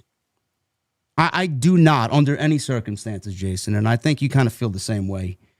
I do not, under any circumstances, want to see a world champion, your top guy, lose in such a manner as MJF did last week. Now, we don't know the inner workings of it. It could have been an MJF idea, and he was 100% all in on this idea. MJF losing, to me, I talked about this with Jesse, he's somewhat bulletproof. I mean, he's not going to go and lose and just all of a sudden become a loser. He's doing the rounds and doing the media. He's on Van Vliet's show Thursday, which is going to be great. He's legitimately the ace. He's the face of the company right now. So in no way did it harm him. But the perception of it, to see your world champion lose in 30 seconds and get ultimately squashed, I am not for that. I feel like there was another way to do this in a more tasteful way. I don't know why we needed to do the whole shock and awe thing. It certainly, after looking back at it and looking at the news, they weren't even talking about the fucking match. They were talking about something completely different. But what did you make of this? Was there another way to go about this to make MJF look at least semi-decent here? Or was it the right decision to just have Brody squash him on Wednesday? So, again, as a general rule, this is not the way that you would book your world champion. It did make me think of Cody and Brody. Brody Lee. Yeah. Cody, he wasn't the world champion at the time, but Cody was, arguably one of the top 2 stars at the time in AEW, and he was the TNT champion when the TNT title just felt much bigger than it does now. And he got obliterated in like 2.5 minutes by Brody Lee. And they used that as a way to really get Brody over as a monster. This was a little bit different because this was the heel was the one getting obliterated, not the babyface. There are times where you can do it and it'll work. It's not something I'm a fan of, but in this case, when you look at the story that they were trying to tell, because I know you're very big on story. And I looked at it and I said, everything that you just said, where MJF told him, look, you want a shot at this title, you got to beat some elite competition first, right? And so Brody King went to Tony Khan and said, you know what? I agree. And they were in agreement. And they said, well, if we have to beat somebody to prove that we could be the champion, then we have to beat the champion. So the story is that MJF basically shot himself in the foot by saying what he said. And then when Hangman came out, because I was expecting to see him there, they used that as an out, right? Where he was distracted by Hangman. I wasn't a fan of the way they did it in that he got choked. Dude, he got choked out in like literally 2 seconds. Yeah, but it was... Yeah. It was like he got him in the choke and he went limp in like legitimately 2 seconds. Yeah, but he also succumbed to the typical wrestling trope of like someone's theme music. Oh, he's got to look around and then take his eye off his opponent. Yeah, but okay, it's a trope, but like we see this shit all the time. So I mean, I'm not saying I'm a fan of it. I'm just saying like it didn't surprise me that if Hangman was going to come out, MJF is like he's all scared, and of course he's going to be distracted by this. But he gets choked out, then he gets a cannonball in the corner, and then he gets dropped on his fucking head. And then you saw the reaction of the crowd. The crowd went absolutely crazy. And in this case, MJF, he is basically bulletproof because he's a heel. So he can be embarrassed in this situation, and he can use this as ammunition on TV this week to say, I was cheated. Right? Because the freaking Seabiscuit over here, he came out and distracted me. It's all his fault. And if it wasn't for him, I would have been prepared and I would have won the match. I'm sure he's got his excuses ready to go. So to get to where they were going to go, like I didn't hate it. It's not something that I would do. I'm not a huge fan of it, but I at least understood why they did it. And it got a huge reaction. And the announcers played it up like it was this big shocking thing. And you have to give Brody King some not that he needs a lot of credibility. He's a big, scary looking guy. But if they're trying to give him a credibility boost going into this match, they looked at it and said, well, what can we do to really shock people and make them realize, oh shit, right? This guy's a real threat to the world title. And so that's why they did what they did. It's that if you do it with certain people, they might not be able to recover from it. But like MJF is not one of those people. Like I'm not worried about like where he goes from here. So that's my take on it. I wasn't like, oh my God, this is fucking terrible. What have they done here? They've ruined MJF. He's buried. Like, no. I didn't think that way. Yeah, but I'm sure some people did. Yeah. So no, I didn't look at it that way, but to beat your world champion in 60 seconds, I think the whole thing from start to finish was closer to 60 seconds. Yeah, that's not something I would generally recommend doing. Like, imagine, again, Drew McIntyre's a heel. Drew McIntyre going in there and getting beat that way on SmackDown, right? Wouldn't do it. But if you have a story that works for it, I mean, I'd love to see it, but not the sort of thing I would be doing. I can tell you that. No. My whole point, I think Jesse's point was to build credibility up with Brody through wins. Like, sure, he beat the world champion. Fine.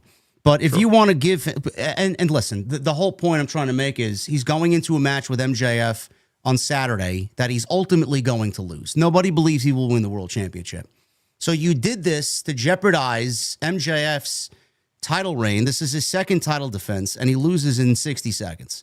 Meanwhile, you could have went about this in a more tasteful way where, you mentioned last week to me that kind of, made me less confused. Joe got hurt. Samoa Joe got hurt. It was supposed to be Paige and Joe. So they had this little mini tournament going on. Joe got hurt. He's going to be out a couple of weeks. Hangman was without an opponent. So they did Mark Davis last week, and they said MJF is going to pay $1,000 if Mark Davis stops Hangman from winning this match and blah, blah, blah, which is fine.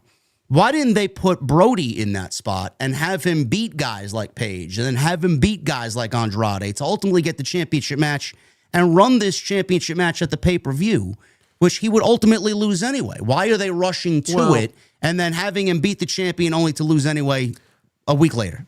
Because Brody is not the one they're going to on the pay-per-view. That's not a big enough match. That's why they're doing it on the TV special. And that they're not going to have him beat Andrade because Andrade's been undefeated so far since he came back. They could potentially be building up Andrade for Los Angeles. Which I hope is the case. So you're not going to have Brody King beat Andrade as just like another stepping stone when they have a bigger match in mind for the pay-per-view. So that's why it was done this way. Bandito got the first shot, and Bandito lost. And remember, this all came out of that because Bandito was tag team partners with Brody King. They're like, best friends. And so the story has kind of carried over from that, where he's trying to, avenge his friend and MJF beating him. That's how we got here in the first place. So I agree. I mean, I would have had him beating not those guys, but I would have had him beating some actual names instead of, fucking scrubs on TV in, what did he call them again? Standby matches. Yeah. In the middle of the show. So yeah, I wouldn't be doing that. But when it was over, again, it got the desired reaction. For MJF, it was harmless. I wouldn't necessarily say that for just anybody. And so they've given him as much credibility as you're going to be able to give him for a match that we all know he's going to go in there and lose. But yeah, I would not be doing MJF and Brody King on the Revolution show. I mean, that's the next pay-per-view. I'm sure they've got a much bigger match than that in mind. I don't mind Brody being blown off as a contender on the Grand Slam special. Honestly, me personally, I would have, if Brody was built up right, I would have taken Brody and MJF over Paige and MJF. I don't think I'm interested in seeing another Paige MJF match. Yeah. I mean, and look, I mean, I'm sure not only would Andrade get a huge reaction in Los Angeles, but so would Brody King. Yeah. So in terms of atmosphere, I'm not saying it wouldn't work. I'm just saying they had other, potentially bigger opponents in mind for him for the pay-per-view. So that's why they're doing it on the TV special. So that's what happened on Dynamite, which takes us to Grand Slam. We just talked about MJF and Brody. I don't think anybody really thinks MJF is losing the championship on Saturday. So that is the main event. MJF will retain. We have a mixed tag team match. You wanted to add something? Yeah. So MJF is going to retain. I did have a thought, though. Yeah. So it's hard to believe it's going to be a year since we last saw Buddy Matthews. And I am wondering if he will be on this show and he will factor into this finish in some way. That'd be pretty fucking sweet to see him back. Yeah. Yeah. I don't know where he is in terms of his recovery. I know it was a rough go. He wasn't healing as quickly as he would have liked. And then I haven't seen too many updates on him recently, but the idea that he would be back on this show in Australia, and even if it was a case where he's like there to, root on Brody, but like, and I'm not saying it has to be an outright turn, but like he ends up screwing him out of the championship. And then out of that, you now have an issue with Brody King and Buddy Matthews. Which would make sense. They were a tag team in the House of Black. He opted to go team with Bandito and leave his old partner in the dust. And it's a simple story to tell. I like it. Plus, if we get Buddy Matthews versus Bandito at some point, oof. It'd be a great fucking match. Mixed tag team match. Buddy and Brody in LA at Revolution. I like it. Tony Storm and Orange Cassidy against Wheeler Yuta and Marina Shafir. This is a mixed tag team match. Loser of the fall has their head shaved. So whoever takes the losing fall here will get their head shaved. Yeah, so it's not a team effort here. Yeah, I just wanted to say Bandito, I believe, is sidelined with a hand injury right now. Again? Yeah, I know previously it was a wrist injury. But I read something earlier today. He's got some sort of hand injury. I think he was supposed to be on an indie show and he got pulled. Huh. So it might be minor. I don't know. I don't know the nature of the injury, how serious it is, but that probably is why we haven't seen him on TV. Interesting. Love Bandito. Hopefully he gets back soon. I'm going with Wheeler Yuta getting his head shaved here. I think he needs it, no? Well, I mean, he's got a fucking mop on his head. So, yeah, I would say, I believe, you want to see Marina Shafir get the mocks? No. Okay. No. So, that's like, I mean, again, that's just the stuff of nightmares. So, I believe it's just the loser of the fall. Yes. I don't think it's both members of the team. It is the loser of the fall, yes. So, yes, it will be Wheeler Yuta, I believe, getting a haircut. Andrade will wrestle Adam Hangman Page here. Winner receives an AEW Championship match at Revolution. I'm hoping Andrade wins. I know what you're hoping for. Yeah. And I'm not saying I would hate it, but I'm going with Hangman to win. Because I think this is what they've been building to. Not just because Hangman is the one who cost him the fucking match against Brody King. So now MJF is super pissed at Hangman. But they had 2 matches last year. Hangman won them both. That is correct. So I think MJF is finally going to get that win at Revolution. We got a women's tag team championship match here. The Babes of Wrath, Willow Nightingale and Harley Cameron versus Mega Bad, Penelope Ford and Megan Bayne. I do not see a title change happening here. I believe we will have new women's tag team champions. I'm going with Mega Bad. Okay. And then the Continental Championship is on the line. Jon Moxley versus Konosuke Takeshita. I'm going with a new champion. I think Konosuke Takeshita wins the title. I hope so. That way, they go champion against champion, him and Okada, at Revolution. And then we'll get that unified title back. So 2 belts become 1. I like the way you think, Mr. Monster. I like it. That's why I do what I do. I know. And that is all we got for you here on episode 134. That is the end of the wrestling discussion. That is happening on Saturday. And if you guys are interested in that, it will be on at 8 p.m. Eastern. I'm assuming they will be flying out immediately after Dynamite this Wednesday to Brisbane and Sydney. So that is I think it's on a 14-hour or 16-hour delay. Yep. Yeah, it's crazy. Thank you guys very much for all your support. We had up to 2,800 people here tonight, so thank you guys very much. We are 15 likes away from 1,000 likes. You guys blew past my 800 likes goal. So if you guys want to get that on in, I would love to see that. Super chats are open. And if you guys want to follow us on social media, you guys know where to find us. Everything is linked down below in the description. Let's get to these super chats. Starting off here. Oh, and before we get, because I got to refresh because YouTube is still on their shit. If you guys want to go check out Jason after this is over, Why don't you tell them while I refresh, Jason, where they can find you on the Uncrowned network with Ariel Helwani? Yeah, so for those who may have missed it at the beginning, I, starting tonight, am doing a new weekly podcast for Ariel Helwani and Yahoo Sports as part of the Uncrowned network. So what you'll want to do is sub to Ariel's feed. It's on the Ariel Helwani feed. It's an audio podcast. It's called the Uncrowned Wrestling Show. And episode 1 is up right now. Went up a couple of hours before TNT tonight, as it will every Tuesday. So go ahead and give it a listen and leave some feedback. And I sure would appreciate it. But that's where you can find it. There you go. Michael Krause with a 2. JD, Jason, TNT, best of the best. Let's go. Yeah. And he also says, congrats, Jason, for your new podcast opportunity. Thank you. I appreciate that. Michelle with a 2. Will TKO re-sign Roman or they let him walk? I'm hearing this. Is Roman's contract up? This is something I've been hearing the last 2 weeks now. Yeah, I mean, I don't know if anybody knows for sure, but there are rumors his contract is up in May. So I don't know if that's true or not, but they're not going to let him walk away. No.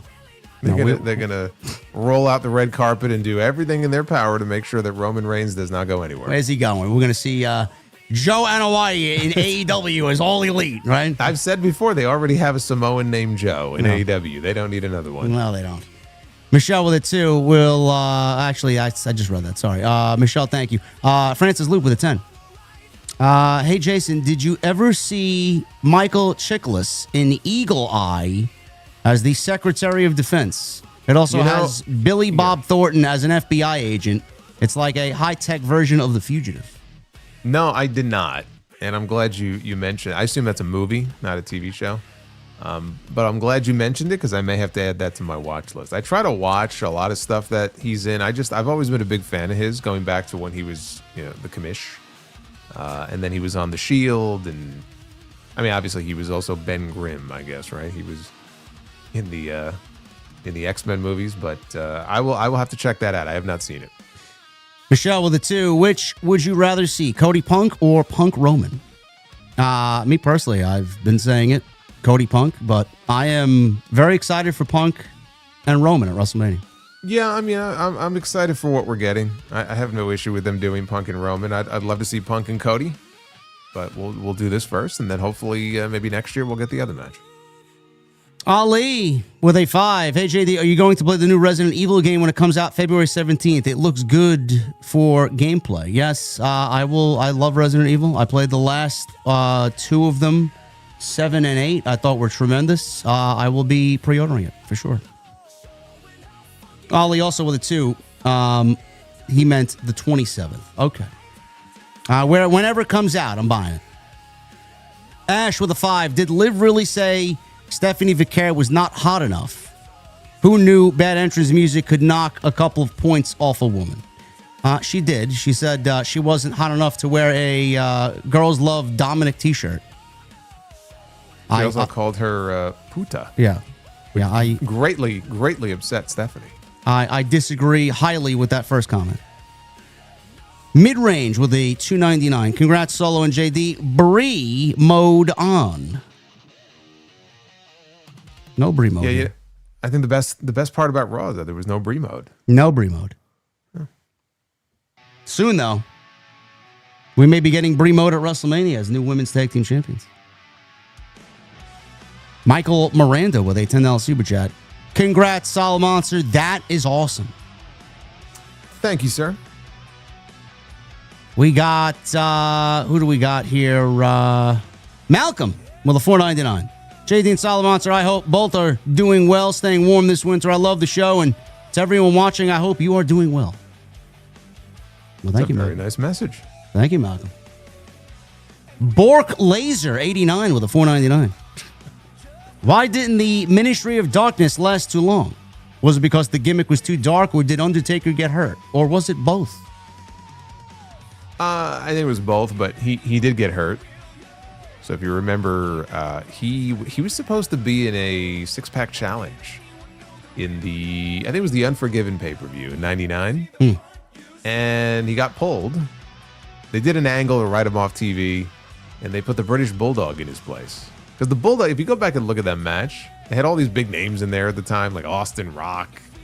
God, who else was? Oh no, Austin was was Austin the referee for that match? I don't remember. I think he was. I think Austin was actually the referee for that match. But Rock was in there, Triple H, Mankind, Big Show, and then the Bulldog is in there in like his blue jeans. I'm like, it's a little weird. Okay. Sidro with a $2 super chat was served some bad stew. Had to call a supervisor.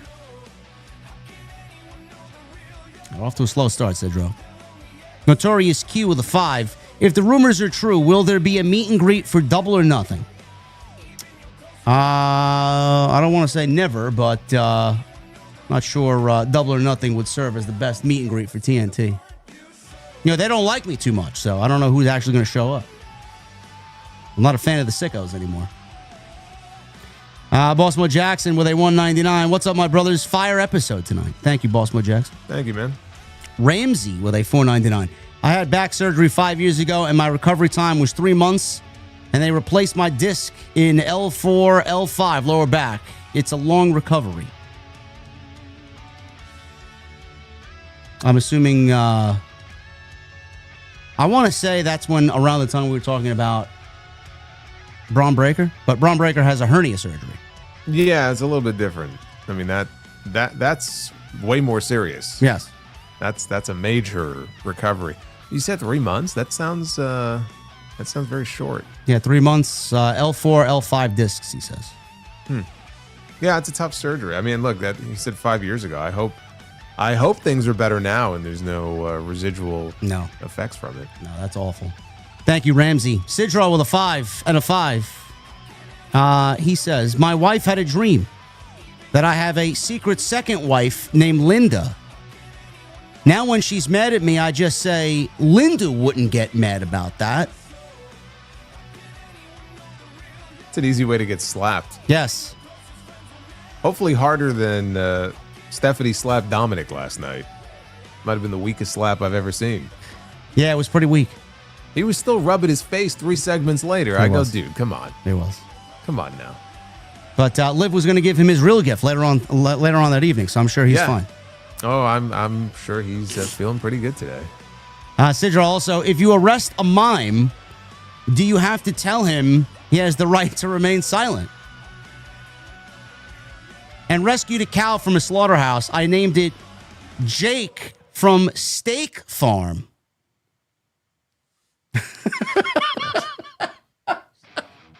Terrible. Boss Bo Jackson with the $4.99. Sometimes I wonder, do the higher-ups in WWE watch your shows? I would love to hear their sentiments about podcaster opinions and perspectives. No, they don't. They look down on us.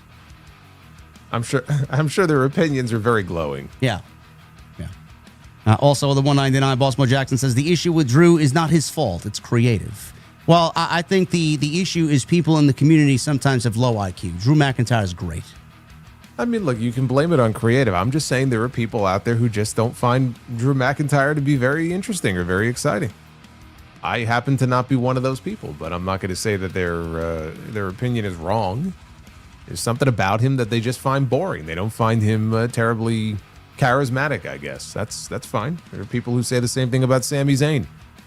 They don't think he should be anywhere near the main event. I see comments like this all the time. Oh, he should be sweeping the floors backstage. He shouldn't be in the main event of WrestleMania. All right, well, I also saw Sami Zayn in NXT, who is one of the greatest underdog baby faces they've ever had. So, people are crazy, man. Some people like vanilla, some people like chocolate. Yep. Evil God Dark with a $1.99. Triple H pathetically protects champs by not booking them.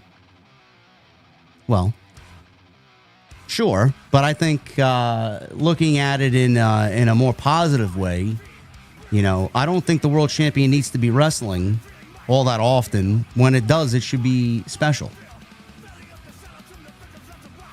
Bays Beers with a $2 super chat. We haven't really had a proper Brock versus Randy feud. We had a match at SummerSlam, and that was enough. We don't need to see it again. That was the one where he elbowed him severely. He opened him up hard way. Yeah. where it would have been a lot safer for him to just take a fucking razor blade and slice his own head open. No, let me take the point of my elbow and jab it into your skull a few times. Fallen Exposure with a 149. He leaves a black cat emoji. Thank you, Fallen Exposure. I don't know what that signifies, but thank you. Baltimore Jackson with the 499. I hate seeing those females doing flurry of punches, only 2 hit elbows, arms, air, then pop up screaming like they are tough. Lately, they've been very sloppy. Whom are you talking about, Baltimore Jackson? Natty? Not sure what you're talking about there. Ray Reezy with a $20 super chat. JD, I still go back and watch your rant on Jey Uso yeeting during the Royal Rumble. Never seen you react that way before. I actually thought you yeeted on yourself during that rant. LOL. Yeah, I mean, I'm a little bit more reserved nowadays. Only certain things get me kind of heated, but I hated certain aspects of that Rumble. I thought it was fucking terrible. The goal is to entertain you guys.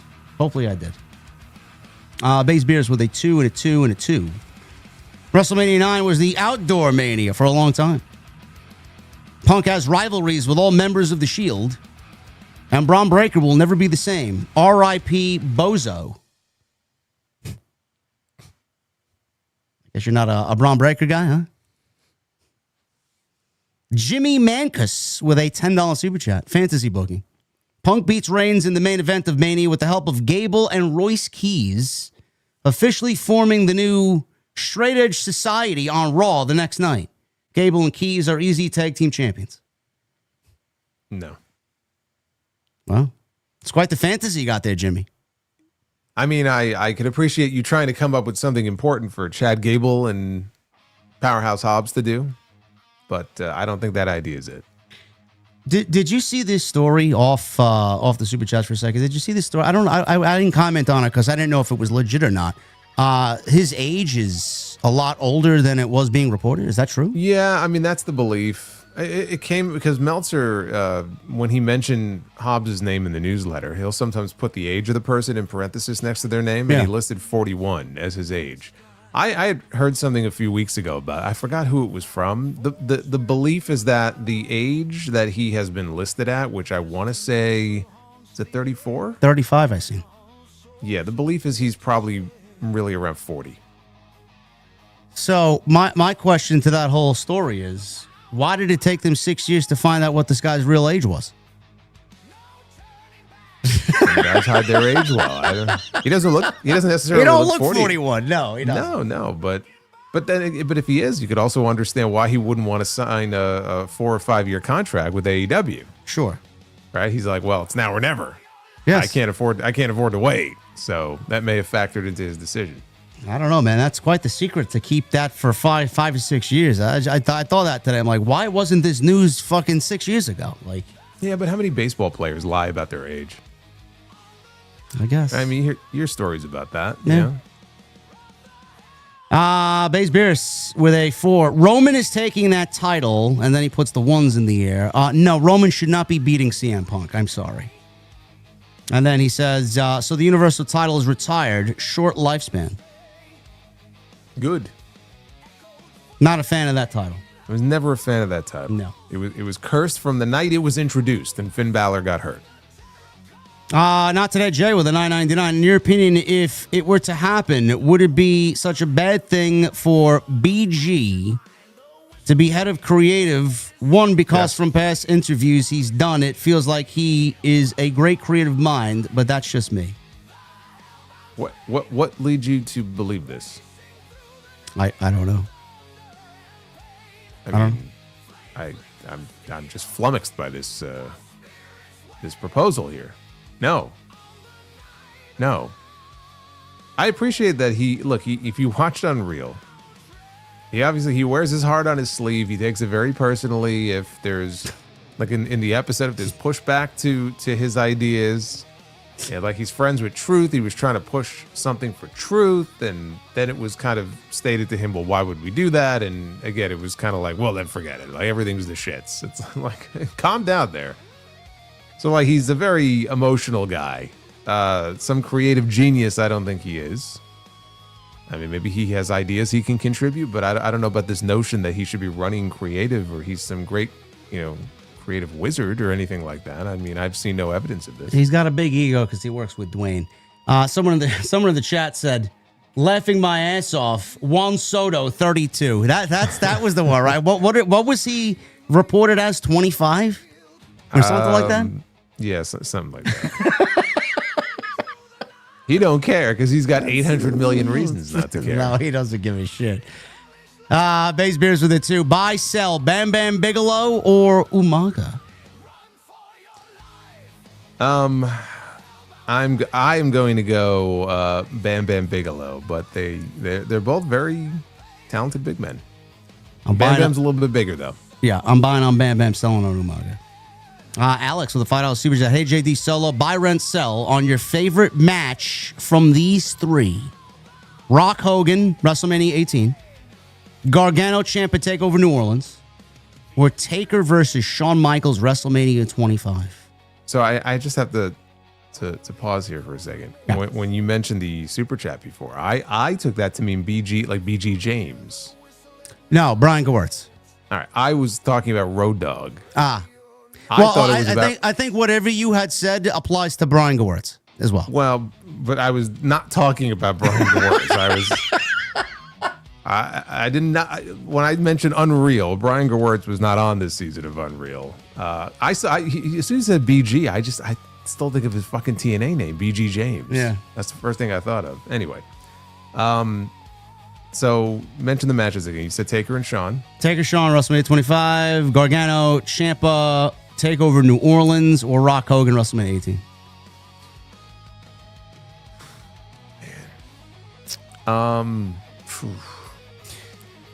For me, I'm struggling between the first and the last one because the last one is just, to me, that's a 5-star match, but so is the first one. I'm buying on Taker, Shawn. It's tough.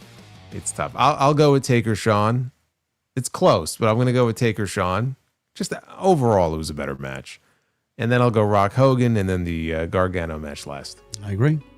Caden with a $4.99, no message. Thank you, Caden. Base Beers with a 2. Buy, sell, Ryback or Test? Test. Selling on Ryback, huh? Mm-hmm. Base Beers with a 2. Usos, New Day, and Raiders need to retire. No mas.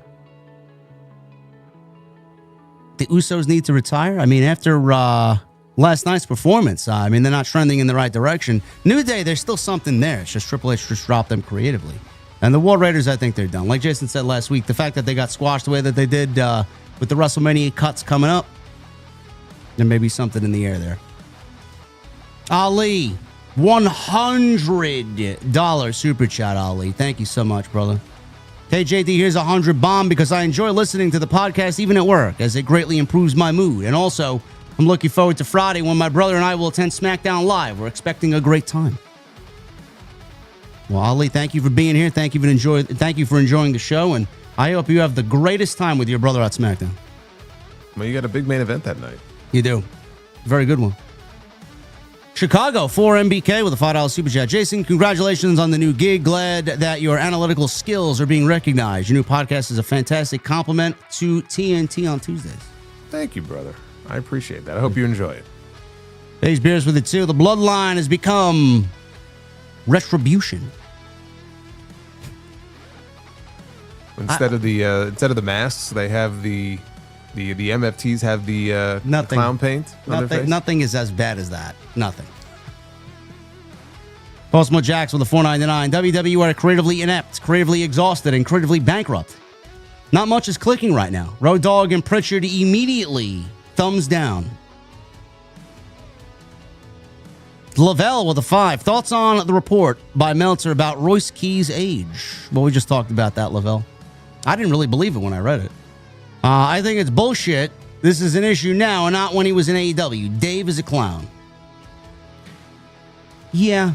I mean, it's pretty blatant that he is more one-sided than he should be. Edward with a $1.99. I appreciate the shit out of you too and this show. Well, thank you, Edward. Hey, brother. We got a 40 months from Savion. Happy belated birthday, JD. Cheers. Well, thank you, man. It was a very good birthday. Toy Nice with a $5 super chat. Do you think Triple H was attacked by a masked man and he adds them in the show to cope? Also, I hope you gentlemen are doing well. He's got his thing about masked men and... He's got PTSD. His home was broken into one day by a masked man and he just hasn't been able to let it go. Telly with a $4.99. Is it me or is it AJ Lee's return run so far a bit underwhelming? I know she's part-time, but recently Creative is doing her no favors, and last night showed. I don't know, man. You know, I'm going to wait and reserve judgment. She hasn't wrestled a singles match in over 10 years, so I want to see how she does against Becky. She's in there against one of the best, so if there's anybody that's going to bring AJ to a great match, it's going to be Becky.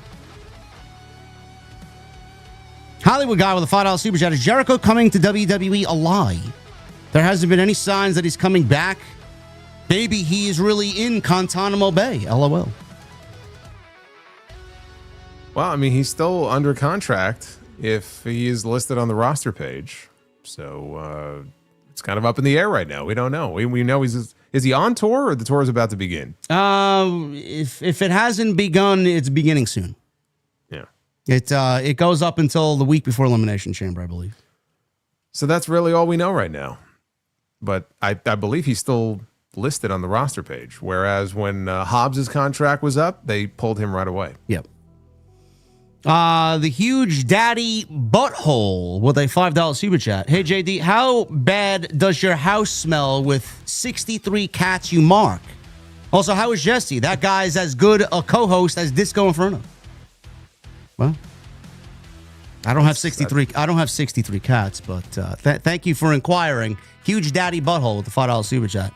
My $10 coffee is half paid thanks to your contributions tomorrow. Thank you. Arvin with a super chat, no message. And then he leaves a follow-up with a message saying, correct me if I'm wrong, JD. Became a fan during the Hogan versus Warrior era. How about you, Solo? What got you into pro wrestling? My dad was a fan. So, I mean, that's really why I started watching. But I started watching in 87. That's how far back I go. Arvin also says, would you want a 40-man Royal Rumble in WWE? No. 30, but I want them to go back to the 2-minute intervals.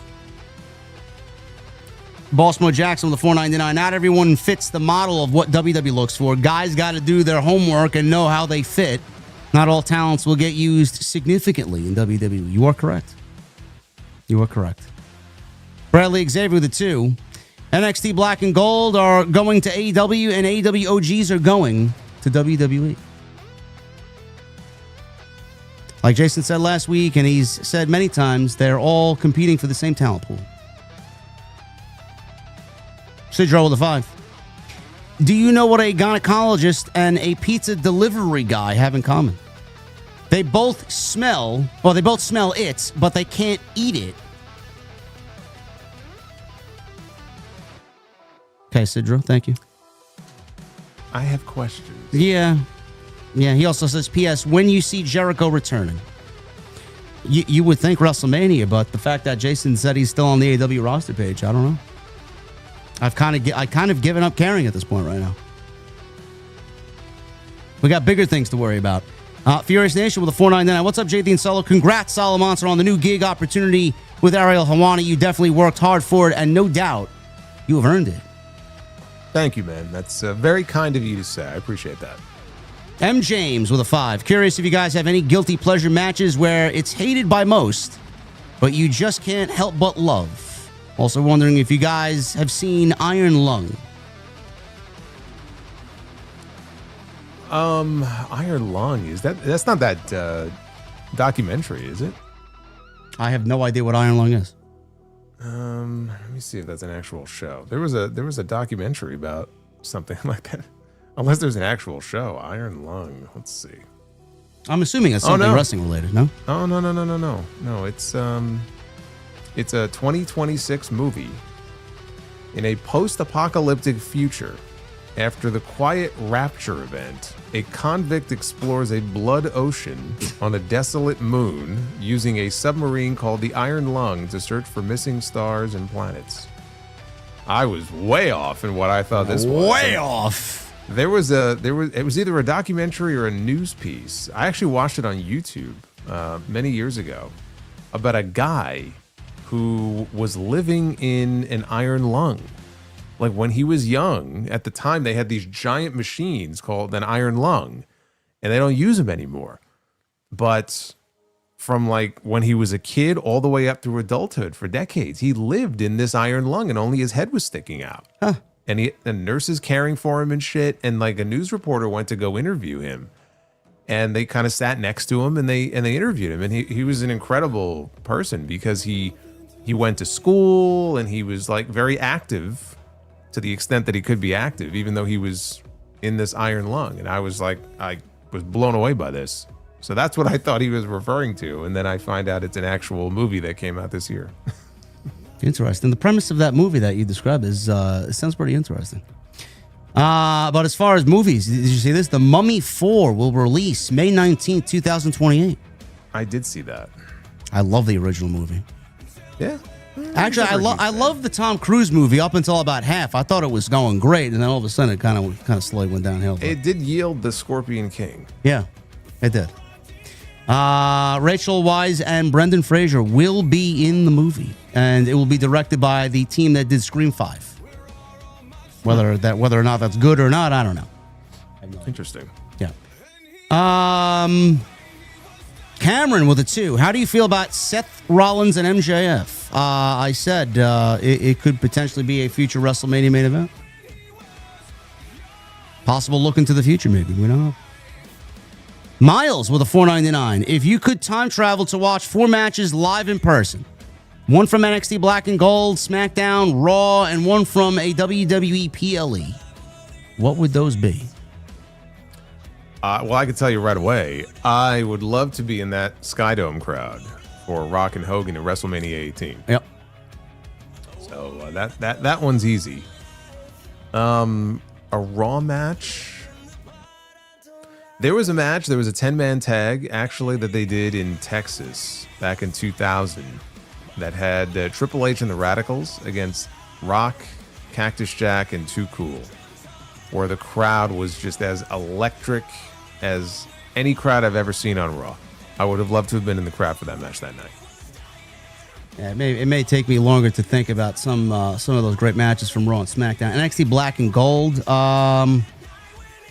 SmackDown, I would have loved to have been there when they did the first ring collapse with Brock and Big Show. Yeah. Black and Gold, I don't know. What was the hottest Black and Gold match? I was there for the New York match with Gargano and Adam Cole. Yeah, that's a great one. Which I think was going to be Gargano and Ciampa, right? Yes. But Ciampa was hurt. Yeah, with the neck injury, yeah. Yeah, I'd probably say Adam Cole and Gargano. That was a great moment. Raz with a 5. What's up, JD and Solo? Would you like to see CM Punk versus Daniel Bryan one final time back in WWE before retirement? That would be awesome. I would love to see it, but we're not going to have it. No. It's not going to happen. I just saw an interview actually with Bryan where he was talking about the reason he's not on commentary anymore on Dynamite is because just the traveling has aggravated his neck injury. Like he was doing well, and then just by traveling each week, it like fucked up his neck all over again. Yeah, I could see that. Harpreet with a $6.99. Is it just me, or do you guys feel a women's Royal Rumble, Money in the Bank, or an Elimination Chamber, and not to mention some titles are just unnecessary and annoying? I don't think they're annoying. I just think they're terribly booked. I don't think any of them are exciting. I don't know how Jason feels, but the Elimination Chamber last year, like he mentioned before, I thought that was the best women's chamber ever. Hopefully more of that this year, for sure. Yeah. Furious with a $4.99. Do you think WWE should do late March, early April WrestleManias again? If not, would you be opposed to a December main roster PLE like Deadline or Armageddon? We talked about that in the very, very beginning of the show. I mean, it's something they should at least discuss. I don't think WWE has the booking capabilities to extend the road to WrestleMania by another 2 weeks. I don't. Yeah. No. I mean, I hope that after I don't know how it's going to be for Saudi next year, but I hope they can eventually go back to the late March, early April format. Yeah. Michael Krause with the 2. JD Jason, does Roman walk out champ at WrestleMania 42? No. I don't think so, no. No. Furious Nation with a 199 and a 499. Biggest what if? What if Eddie didn't pass away in 2005? I think that he would be probably an incredible trainer. And I think that he would I'd still be a part of WWE in some way. I don't know if it would be like an on-camera role. I think we would have at least seen him on TV with Dominic for sure. Yeah, but not like a GM or something. Yeah. But I think he would have been an incredible trainer, whether he opened his own school or if he was part of the PC in some way. And his influence is obviously still felt on TV to this day. Furious Nation also with a 499. Man, imagine if Seth didn't get hurt in Perth. It makes me think he shouldn't have done that coast-to-coast flying headbutt. You think? I don't know. The whole WrestleMania card would look vastly different if he didn't. Venom Supreme with a 5. Didn't Roman have a hernia surgery that kept him from a PLE? Congratulations also, Solo. I wish Drew would keep that belt after WrestleMania. Thank you, brother. Yeah, Roman did have a hernia. I don't know if it was a hiatal hernia, but he did. I want to say that was maybe like 2018 or something. I'm trying to think, how long did he miss with it? Let me see. Roman Reigns hernia. Yeah, he had emergency hernia surgery, just like Bron Breakker did. Oh, wow. That was even further back than I thought. In September 2014, he was found to have a large hernia that was unable to be reduced, which means pushed back into the abdominal cavity. Oof. Ugh. And as a result, let's see here, hold on a second. That sounds terrible. Yeah, that sounds very painful. As a result, it was necessary to perform an emergent operation to open up the hernia sac and try to push it back into the abdominal cavity. At the time of the surgery, surgeons found a loop of small intestine was caught in the hernia sac, which would account for the pain and discomfort that Roman was having earlier in the evening. The surgeons released the hernia sac. Sounds like release the Kraken.